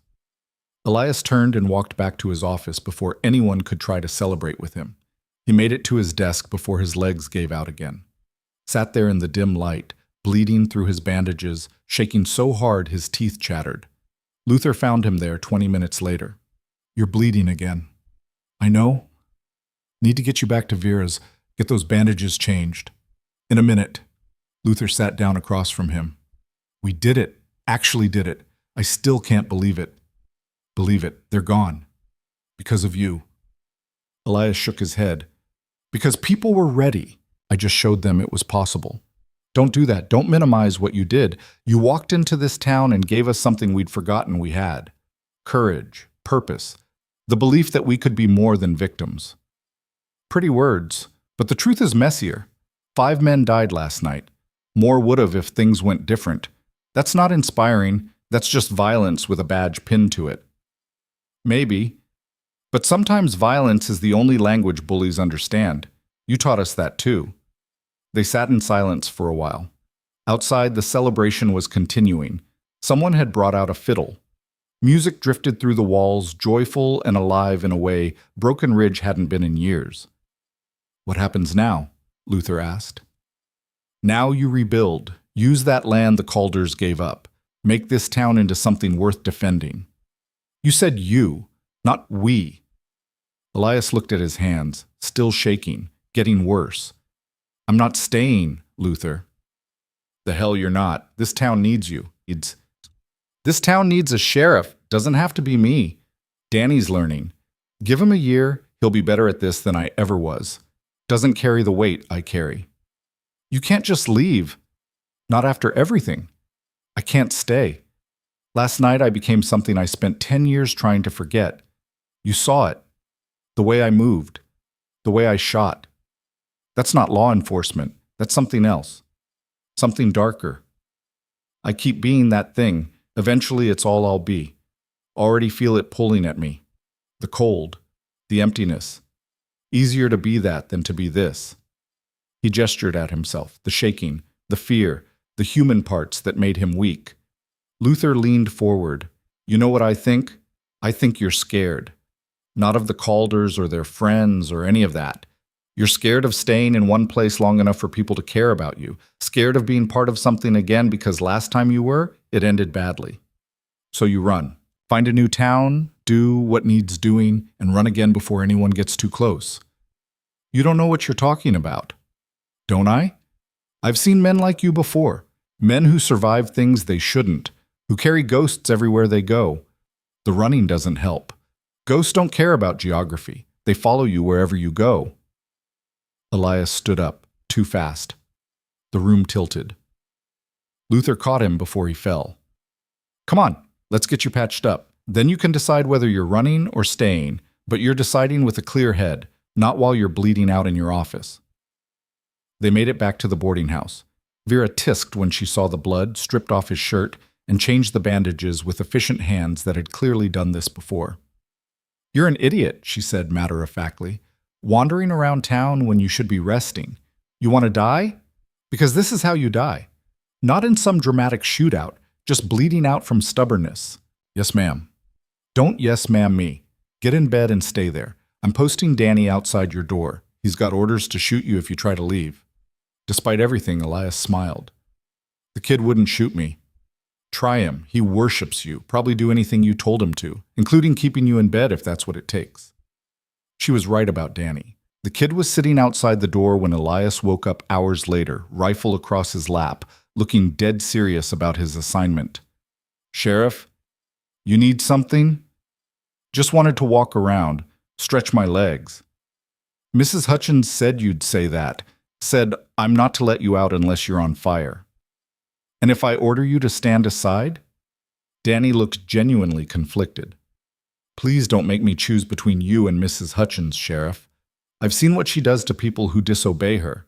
I'd rather take my chances with the Calders." Elias laughed, regretted it immediately when his ribs screamed in protest. But it felt good, felt human. He stayed in bed the rest of that day and most of the next, slept more than he had in months. No nightmares, no dreams at all, really, just deep black sleep that his body desperately needed. When he finally got up on the third day, Broken Ridge looked different. The bullet holes were being patched. The glass was being replaced. A crew was working on the buildings that had taken the worst damage, hammering and sawing and making things new again. Tom Fairchild had organized the distribution of the Calder properties. The ranch went to a consortium of local farmers who'd always struggled with water access. The businesses were sold off, money going into a town fund. The water rights were made public, available to everyone who needed them. In 3 days, Broken Ridge transformed from a town under occupation to a town remembering how to govern itself. Elias watched it happen from the porch of his office, drinking coffee that Vera brought him every morning along with a stern reminder not to do anything stupid. On the 4th day, a rider came from the territorial capital, official-looking, badge on his chest. He dismounted in front of the sheriff's office and tipped his hat to Elias. "Sheriff Crow?" "That's me." "Deputy Marshal William Hayes. Got word about what happened here. The shooting, the Calders. Figured I should come investigate. Make sure everything was handled proper." Elias invited him inside, showed him the papers the Calders had signed, walked him through what had happened, step by step. Hayes took notes, asked questions, examined the bullet holes that hadn't been patched yet. 25 men, Hayes said, shaking his head. "You faced down 25 men with a handful of civilians. They faced themselves down. I just gave them permission." "That's not how I hear it. Word's spreading about the sheriff of Broken Ridge, the fast gun who broke the Calders. People are talking." Elias felt something cold settle in his stomach. "What kind of people?" "All kinds. Lawmen who remember stories from years back, outlaws who thought a certain gunfighter was dead, men who might want to test themselves against the legend." "I'm not a legend. I'm just a sheriff doing his job." Hayes studied him. "You know what the problem with legends is, Sheriff? They attract attention, the kind of attention that gets people killed. You've got a target on your back now, bigger than the one you had before. Men are going to come. Some wanting to hire you, some wanting to kill you, some just wanting to see if the stories are true. Let them come." "That's easy to say when you're not the one who has to clean up the mess. I'm responsible for keeping the peace in this territory. Having a one-man war zone in the middle of it doesn't help." Elias leaned back in his chair. His side still hurt, but the bleeding had stopped. The shaking in his hands was manageable. He felt more like himself than he had in weeks. Whatever that meant. "What are you suggesting, Marshal?" "I'm suggesting you've done your job here. Maybe done it too well. Town doesn't need you anymore. They've remembered how to stand up for themselves. And you need to disappear again before this gets worse." "That sounds like you're asking me to leave." "I'm asking you to think about what's best. For you and for this town. Because men like you, men with your particular skills, they don't get to retire to quiet towns and live peaceful lives. The violence follows, always does, and when it comes, innocent people get caught in the crossfire." He stood up. "Think about it. I'll be in town for a few days, finishing my report. When I leave, you should consider leaving with me. I can help you disappear. New name, new town, far enough away that the stories won't follow." After Hayes left, Elias sat alone in his office. The same office he'd cleaned weeks ago. The same desk where he'd faced down the Calders. The same window where he'd watched a town remember its courage. Hayes was right. He'd done what he came to do. Broken Ridge didn't need him anymore. And staying meant bringing trouble that would undo everything they'd built. But leaving meant running again. Meant starting over in another town with another name, waiting for the past to catch up like it always did. He was still sitting there when Danny knocked on the door. "Sheriff, there's someone here to see you." "I'm not taking visitors." "It's Sarah Foster. She's got her daughter with her. Little girl wants to thank you. Elias sighed. Send them in. Sarah Foster was the woman who'd taken the Grays during the fight. She came in holding a girl who couldn't have been more than 5, with dark curls and eyes that looked too big for her face. Sheriff, I'm sorry to bother you. I know you're recovering, but Annie here, she made you something. The little girl held out a drawing, crayon on paper, a stick figure with a star on his chest. The sheriff, standing between other stick figures and some scribbly dark shapes that probably represented the Calders. I drawed you, Annie said proudly. You saved us from the bad men. Elias took the drawing carefully, looked at it for a long moment. Something in his chest felt tight. It's beautiful. Thank you, Annie. Mama says you're the bravest man in the whole world. Your mama's kind, but I'm not that brave. Just did my job. Sarah smiled. You did more than that, Sheriff. You gave us our town back. Gave Annie a place to grow up without fear. That's worth more than bravery. After they left, Elias pinned the drawing to the wall behind his desk, looked at it for a long time.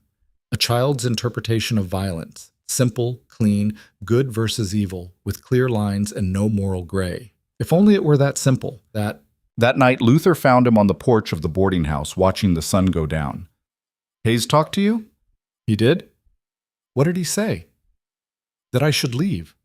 That I'm bringing trouble the town doesn't need. Luther was quiet for a moment. Is he right? Probably. But I'm tired of running, tired of being alone, tired of starting over in places where nobody knows my name and nobody cares if I live or die. Then stay. It's not that simple. It is exactly that simple. You want to stay? Stay. You want to be part of this town? Be part of it. Nobody here cares who you were before.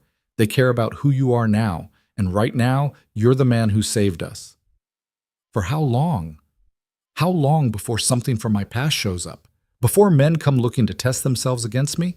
Before I have to be that thing again, that cold killer, and somebody gets hurt because they were standing too close? Luther sat down next to him. You know what I learned in the war? I learned that fear is a poor counselor. It tells you to run when you should stand. Tells you you're not good enough when you are. Tells you that the worst thing that could happen definitely will happen. Most of the time it's lying. And the times it's not. Then you deal with it, with help. With people who care about you. With the town you built watching your back the same way you watched theirs. Elias didn't answer. Just watched the sun paint the sky orange and red, the same colors it had been the night of the fight, the night everything changed. Sleep on it, Luther said. Don't make this decision while you're hurt and tired. Make it when you're clear-headed. Whatever you choose, we'll understand. But know that if you stay, you're not doing it alone. Not anymore. Elias spent that night thinking about all the places he'd been, all the names he'd used, all the towns he'd left behind when things got complicated or dangerous or both. Always moving, always alone, always carrying the weight of who he used to be like chains he couldn't break. But maybe chains could be broken. Maybe who he used to be didn't have to define who he could become. Maybe Broken Ridge was different. By morning, he'd made his choice. Elias found Marshal Hayes at the boarding house the next morning, finishing breakfast and going over his notes. The marshal looked up when Elias walked in, took in the determined set of his jaw, and set down his coffee. You're staying. I'm staying. Hayes sighed, rubbed his face with both hands. You're making a mistake, Crow. A big one. Maybe. But it's my mistake to make. It's not just yours. When trouble comes, and it will come, this town pays the price too. You thought about that? Elias sat down across from him. His side still ached, but the pain was manageable now. The shaking in his hands had settled into something he could control. I've thought about nothing else for 3 days, and here's what I know. Running doesn't work. I've been running for 10 years. Different towns, different names, same result. The past catches up. The violence finds me. Only difference is whether I'm alone when it happens, or whether I've got people around me who might actually give a damn if I live or die.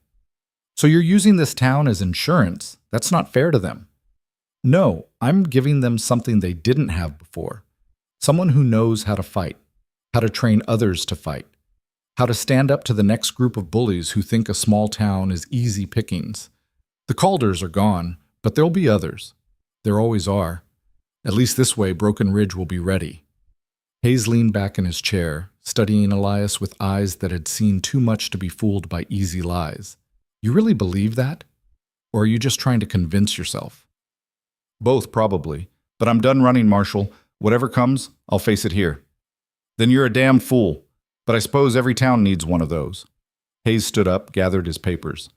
My report's going to say the situation in Broken Ridge has been resolved. The Calders are gone. Property's been redistributed. No charges being filed because the defendants surrendered peacefully. That's the official story. And the unofficial one? The unofficial one says there's a ghost in Broken Ridge. A man who used to be someone else. Someone dangerous. Someone who should probably be left alone unless you want to find out why he spent 10 years disappearing. Hayes extended his hand. Good luck, Sheriff. You're going to need it. They shook. Hayes left town that afternoon, riding south toward the capital with a report that would either help Elias fade back into obscurity or paint an even bigger target on his back. Hard to say which. That evening, the town held a meeting in the church. Everyone came. Families who'd fought, families who'd hidden, everyone who'd lived through the past weeks and wanted to know what came next. Elias stood at the front, uncomfortable with all the eyes on him, wishing Luther would do the talking instead. But Luther just smiled and gestured for him to start. I know you all have questions, Elias began, about what happened, about what happens now. I'll try to answer what I can. Are they really gone? Someone called out. The Calders? For good? Far as I know, they signed over everything. Got nothing keeping them here. But I won't lie to you. They're angry. Humiliated. Men like that, they might try to come back. Might send others. We need to stay vigilant. What about their friends? Garrett asked. They did business with people all over the territory. Those people aren't going to be happy about losing their connection here. You're right. Some of them might cause trouble. That's why we need to stay organized, keep the watches going, keep training, make it clear that Broken Ridge isn't easy prey anymore. A woman Elias didn't know stood up. Are you staying, Sheriff? Or are you leaving now that the job's done? The church went quiet, everyone waiting for the answer. I'm staying, long as you'll have me. The relief in the room was almost physical. People started talking at once, asking more questions, making suggestions. Tom Fairchild proposed forming an official town council to manage the properties they'd acquired. Marcus wanted to expand the volunteer force, make it permanent. Danny asked if they could keep training, maybe even build a proper shooting range. Elias let them talk, let them plan. This was their town now, not a kingdom ruled by fear. They needed to figure out how to run it themselves. When the meeting finally broke up hours later, people came by one to shake his hand, to thank him, to tell him they were glad he was staying. Some of them had tears in their eyes. Others just looked relieved, like they'd been holding their breath for weeks and could finally exhale. Vera was the last one out. She stopped next to Elias and said quietly, "You made the right choice." "Hope so." "You did. Running away from things doesn't solve them. Eventually you run out of places to run to." "Speaking from experience?" "Maybe. Now get some rest. You look like death warmed over." The weeks that followed were the strangest of Elias's life. Not because of violence or danger, those he understood. Strange because of their normalcy, because he was doing the job without the constant threat of being run out or killed, because the town treated him like he belonged there, instead of like a temporary inconvenience. His side healed slowly. The bandages came off after 2 weeks, leaving an ugly scar that pulled when he moved wrong. The headaches lessened. The shaking in his hands became something that happened mostly at night now, when he was alone with his thoughts and the ghosts came visiting. He trained the volunteers 3 times a week, taught them not just how to shoot, but how to think tactically, how to assess threats, how to work together. Danny soaked it up like a sponge, getting better every day. The kid had potential, real potential. In a year or 2, he'd make a fine sheriff. The town council formed officially, with Tom as chairman. They managed the former Calder properties with surprising efficiency, making sure profits went back into improving Broken Ridge. New wells were dug. The school got repaired. The church got a new roof. Life went on. But Elias couldn't shake the feeling that it was temporary, that somewhere out there something was building. The marshal's words echoed in his head. Trouble will come. It always does. It came 6 weeks after the fight, on a Tuesday morning that started out ordinary enough. Elias was in his office doing paperwork when Danny burst through the door, out of breath. "Sheriff, riders coming, from the north." Elias was on his feet instantly, hand going to his gun. "How many?" "Just 2, but they're armed. Look professional." They met the riders at the edge of town. Elias stood in the middle of the street, same as he had when the Calders came. But these men didn't have the swaggering confidence of bullies. They had the cold competence of professionals. They stopped 50 feet away and dismounted. Both were in their 30s, dressed in dark coats, guns worn low and easy. The taller one had a scar running down his left cheek. The other one was built like a barrel, with hands like sledgehammers. "Sheriff Crow?" the scarred one called out. "That's me." "Name's Carson. This is my partner, Webb. We're here on behalf of some business associates of the Calders. They're not happy about what happened here." "That's unfortunate, but it's done." Carson smiled. It wasn't friendly. "See, that's the problem. Our associates had arrangements with the Calders, profitable arrangements. You disrupted those arrangements, cost them money. They'd like compensation. Tell them to send a bill. Town council will consider it." "Oh, this isn't about money, Sheriff. This is about respect. About making sure other towns don't get the same idea you had. Can't have lawmen thinking they can just run off our business partners whenever they feel like it." Elias felt the cold settling into him. The thing that happened before violence. Your business partners were criminals, extortionists. They got what they deserved. Maybe. But see, we represent people who don't much care about deserve. They care about power, about control. And right now, you're a problem that needs solving. Webb spoke for the first time. His voice was surprisingly soft. "We're not here to kill you, Sheriff. We're here to deliver a message. Our employers want you gone. You leave, disappear, and they'll leave Broken Ridge alone. You stay, and they'll burn this town to the ground. Every building, every family, everything." "When?" "1 week. That's how long you've got to decide. After that, we come back, and we won't be alone." They mounted up and rode north, leaving Elias standing in the street with ice in his veins. Luther came out of the general store where he'd been watching. "You believe them?" "Yeah, I do." "So what do we do?" Elias thought about it. Thought about running, thought about staying, thought about all the choices that had led him to this moment. "We prepare." The next 7 days were the longest of Broken Ridge's short life as a free town. Elias called another meeting, laid out the situation honestly, told them what was coming. The room erupted in anger and fear and defiance all mixed together. "We just got rid of the Calders," someone shouted. "Now we got to deal with their friends too?" "This is your fault, Sheriff," another voice called out. "You should leave, save us the trouble." "Maybe he should," a third person agreed. "One man's not worth the whole town." Elias stood there and took it. Let them vent. Let them be angry. They had a right to both. Finally, Luther stood up. "Shut up, all of you. Just shut up and listen." The room went quiet. "You want to blame someone?" Luther continued. "Blame the Calders. Blame the men who think they can terrorize towns because they've got money and guns. But don't blame the sheriff for standing up to them. He did what needed doing, what we should have done years ago." "Easy for you to say," Garrett shot back. "You don't have kids." "Some of us do. Some of us have to think about what happens if they burn the town down." "Then take your kids and leave," Luther said flatly. "Nobody's forcing you to stay. But those of us who are staying, we're going to fight. Because the alternative is going back to being afraid. Going back to letting bad men tell us how to live. I don't know about you, but I'd rather die standing than live kneeling." More arguing, more shouting.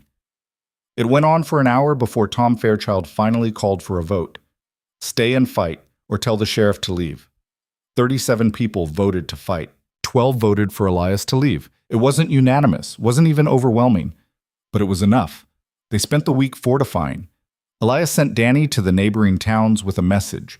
Broken Ridge was under threat and would appreciate any help defending itself. No obligations, just asking. 3 towns sent men. Not many, maybe a dozen total, But they came armed and ready, saying they'd heard what Broken Ridge had done to the Calders and figured it was time someone pushed back against the people who thought they owned the whole territory. Elias organized them the same way he'd organized the volunteers: positions, sight lines, fallback points. He walked them through scenarios, drilled them until they could move without thinking. On the sixth day, Vera came to him with something wrapped in cloth. "My husband's gun," she said, unwrapping it. "A Colt revolver, old but well-maintained. He'd want you to have it, extra firepower." "I can't take this." "You can, and you will. He wore a badge same as you, died carrying the same weight. He'd be proud to know his gun was still doing good." Elias took it, checked the action. It was smooth, well cared for. "Thank you." "Don't thank me. Just survive. This town needs you, whether those 12 idiots realize it or not." On the seventh day they came. Not 2 riders this time. 20. Maybe more. They came at dawn when the light was bad and people were still waking up, but Elias had sentries posted who saw them coming and rang the bell. By the time the riders reached Main Street, Broken Ridge was ready. Elias stood in the same spot he'd stood before. Behind him, the volunteers were in position. The men from other towns were spread out on the roofs and in the buildings. Everyone armed, everyone waiting. Carson and Webb led the group. They stopped at the edge of town and dismounted. "Last chance, Sheriff," Carson called out. "Ride out now, no shame in it." "Can't do that." "Well, then you're condemning this town to burn. If you're going to burn it, you're going to have to go through me first, and all the people behind me, and the next town over, and the one after that, because word spread about what we did here. Other towns are watching. You burn Broken Ridge, you'll have a dozen other towns declaring war on your employers. Is that really what they want?" Carson looked uncertain for the first time. "You're bluffing." "Am I? Look around. See those men on the roofs? Half of them aren't from here. They came from Ridgeway, from Silver Creek, from towns your employers probably haven't even heard of. You start this, and it doesn't end with Broken Ridge. It spreads, becomes a movement. Is that what you want to tell your bosses? That because of you, they've got a range war on their hands?" Webb and Carson exchanged glances. Some kind of silent communication happening. "Our orders were clear," Carson said finally. "Burn the town or bring back your body. Those are the only options." "Then I guess you've got a choice to make." Elias's hand hovered near his gun, not touching it, not threatening, just ready. Behind him, he heard the sound of hammers being cocked, rifles being raised, 40 guns at least, all pointed at the 20 men who'd come to deliver an ultimatum. Carson looked at the numbers, looked at the determination on the faces staring back at him, looked at Elias standing there with winter-cold eyes and the bearing of a man who'd been here before and knew exactly how it would end. "This isn't over," Carson said. "Yeah, it is. You just don't want to admit it." For a long moment, nobody moved. The whole town held its breath.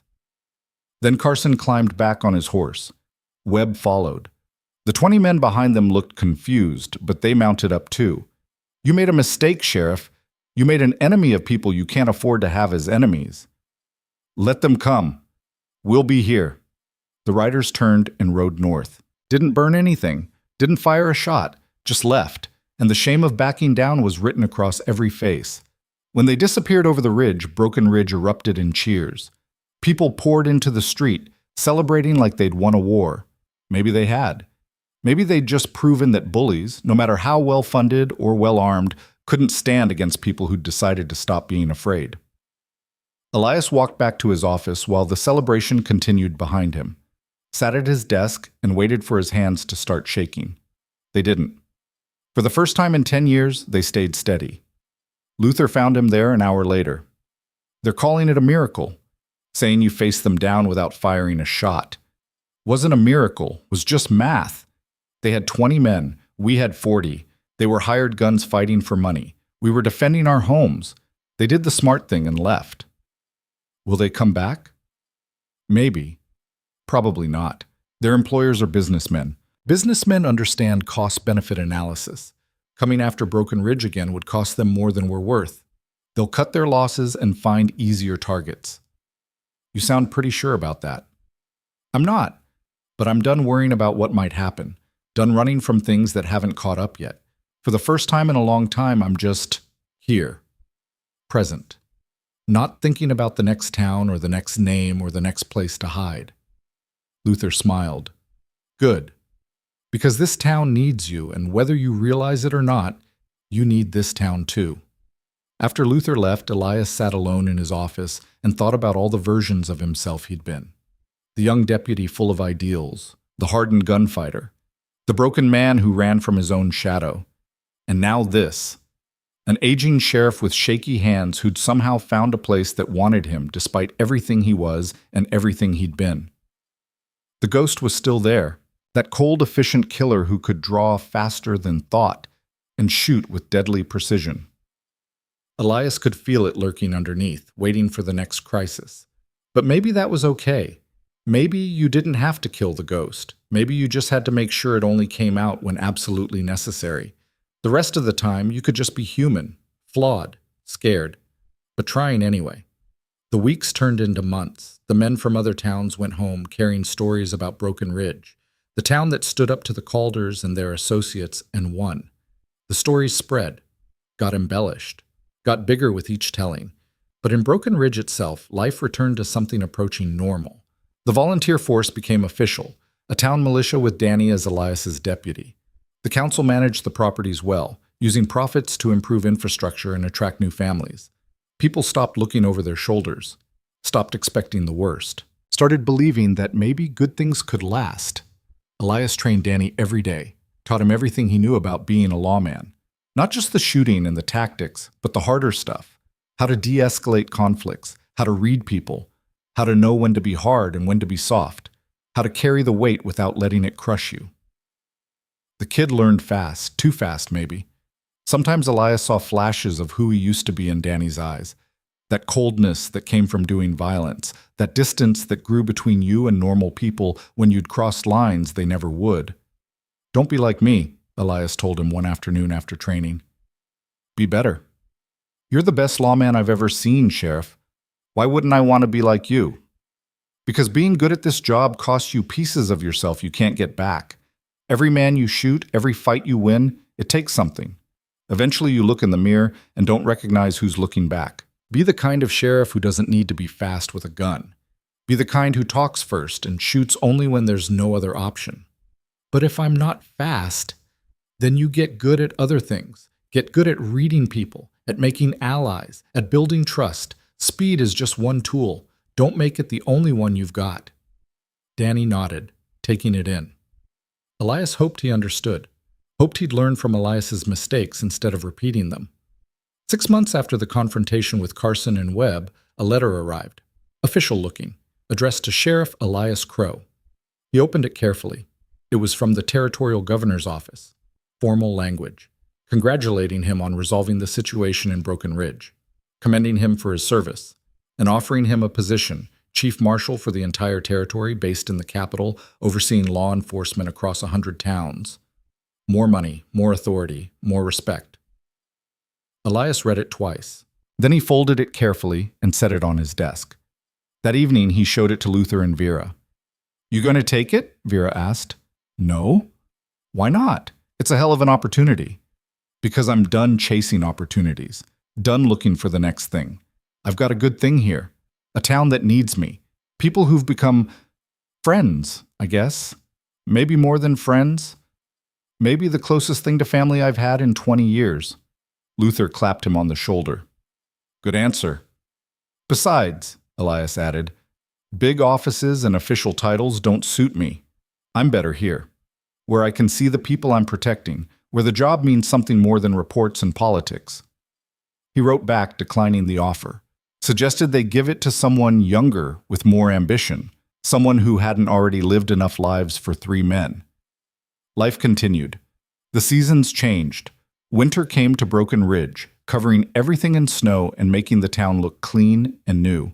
Elias's hands still shook sometimes, usually at night when he was alone. The headaches came and went. His side ached when the weather turned cold. But he was alive, present, part of something. One evening, almost a year after he'd first arrived, Elias stood on the porch of his office watching the sun set. The town was quiet, peaceful. A few people walked the streets, heading home to families and warm dinners and lives that didn't include fear. Danny came out and stood next to him. "Sheriff, can I ask you something?" "Go ahead." "That thing you told me about losing pieces of yourself, about not recognizing who you see in the mirror. Did you ever get those pieces back?" Elias thought about it. Thought about all the towns he'd left behind, all the names he'd used, all the ghosts he'd carried. "No," he said finally. "You don't get them back. Not really. But you can find new pieces, different ones. Build something that might not be what you were, but could be better than what you became." "Did you find new pieces?" Elias looked out at Broken Ridge, at the town he'd helped save, at the people who'd given him a reason to stop running. "Yeah, kid, I think I did." They stood there in comfortable silence as the sun finished setting and the stars came out one by one. Somewhere in town, someone was playing that fiddle again. Music drifted through the evening air, full of life and hope and the promise of tomorrow. The ghosts were still there, would always be there. The cold thing that could draw and shoot faster than thought. The memories of Denver and all the other places where he'd been someone else. But they didn't define him anymore, didn't control him. They were just part of his history, like scars that proved he'd survived things that should have killed him.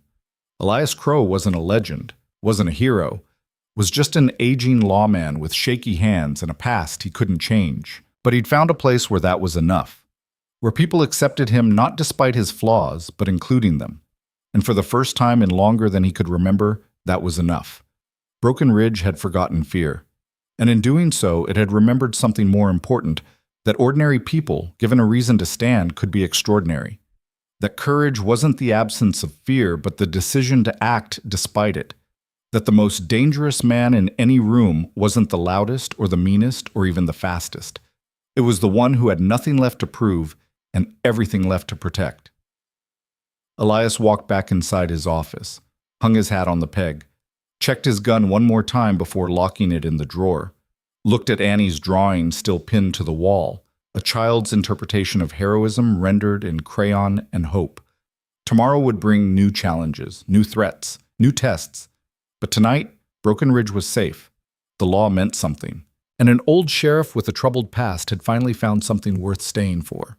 He turned down the lamp and headed to the boarding house where Vera would have dinner waiting and Luther would probably show up with some story about the town council's latest argument, and Danny would ask more questions about things Elias didn't have good answers for. And for the first time in 10 years, Elias Crow walked into that future without looking over his shoulder. The ghost was still there, would always be there, but it didn't need to be all he was anymore.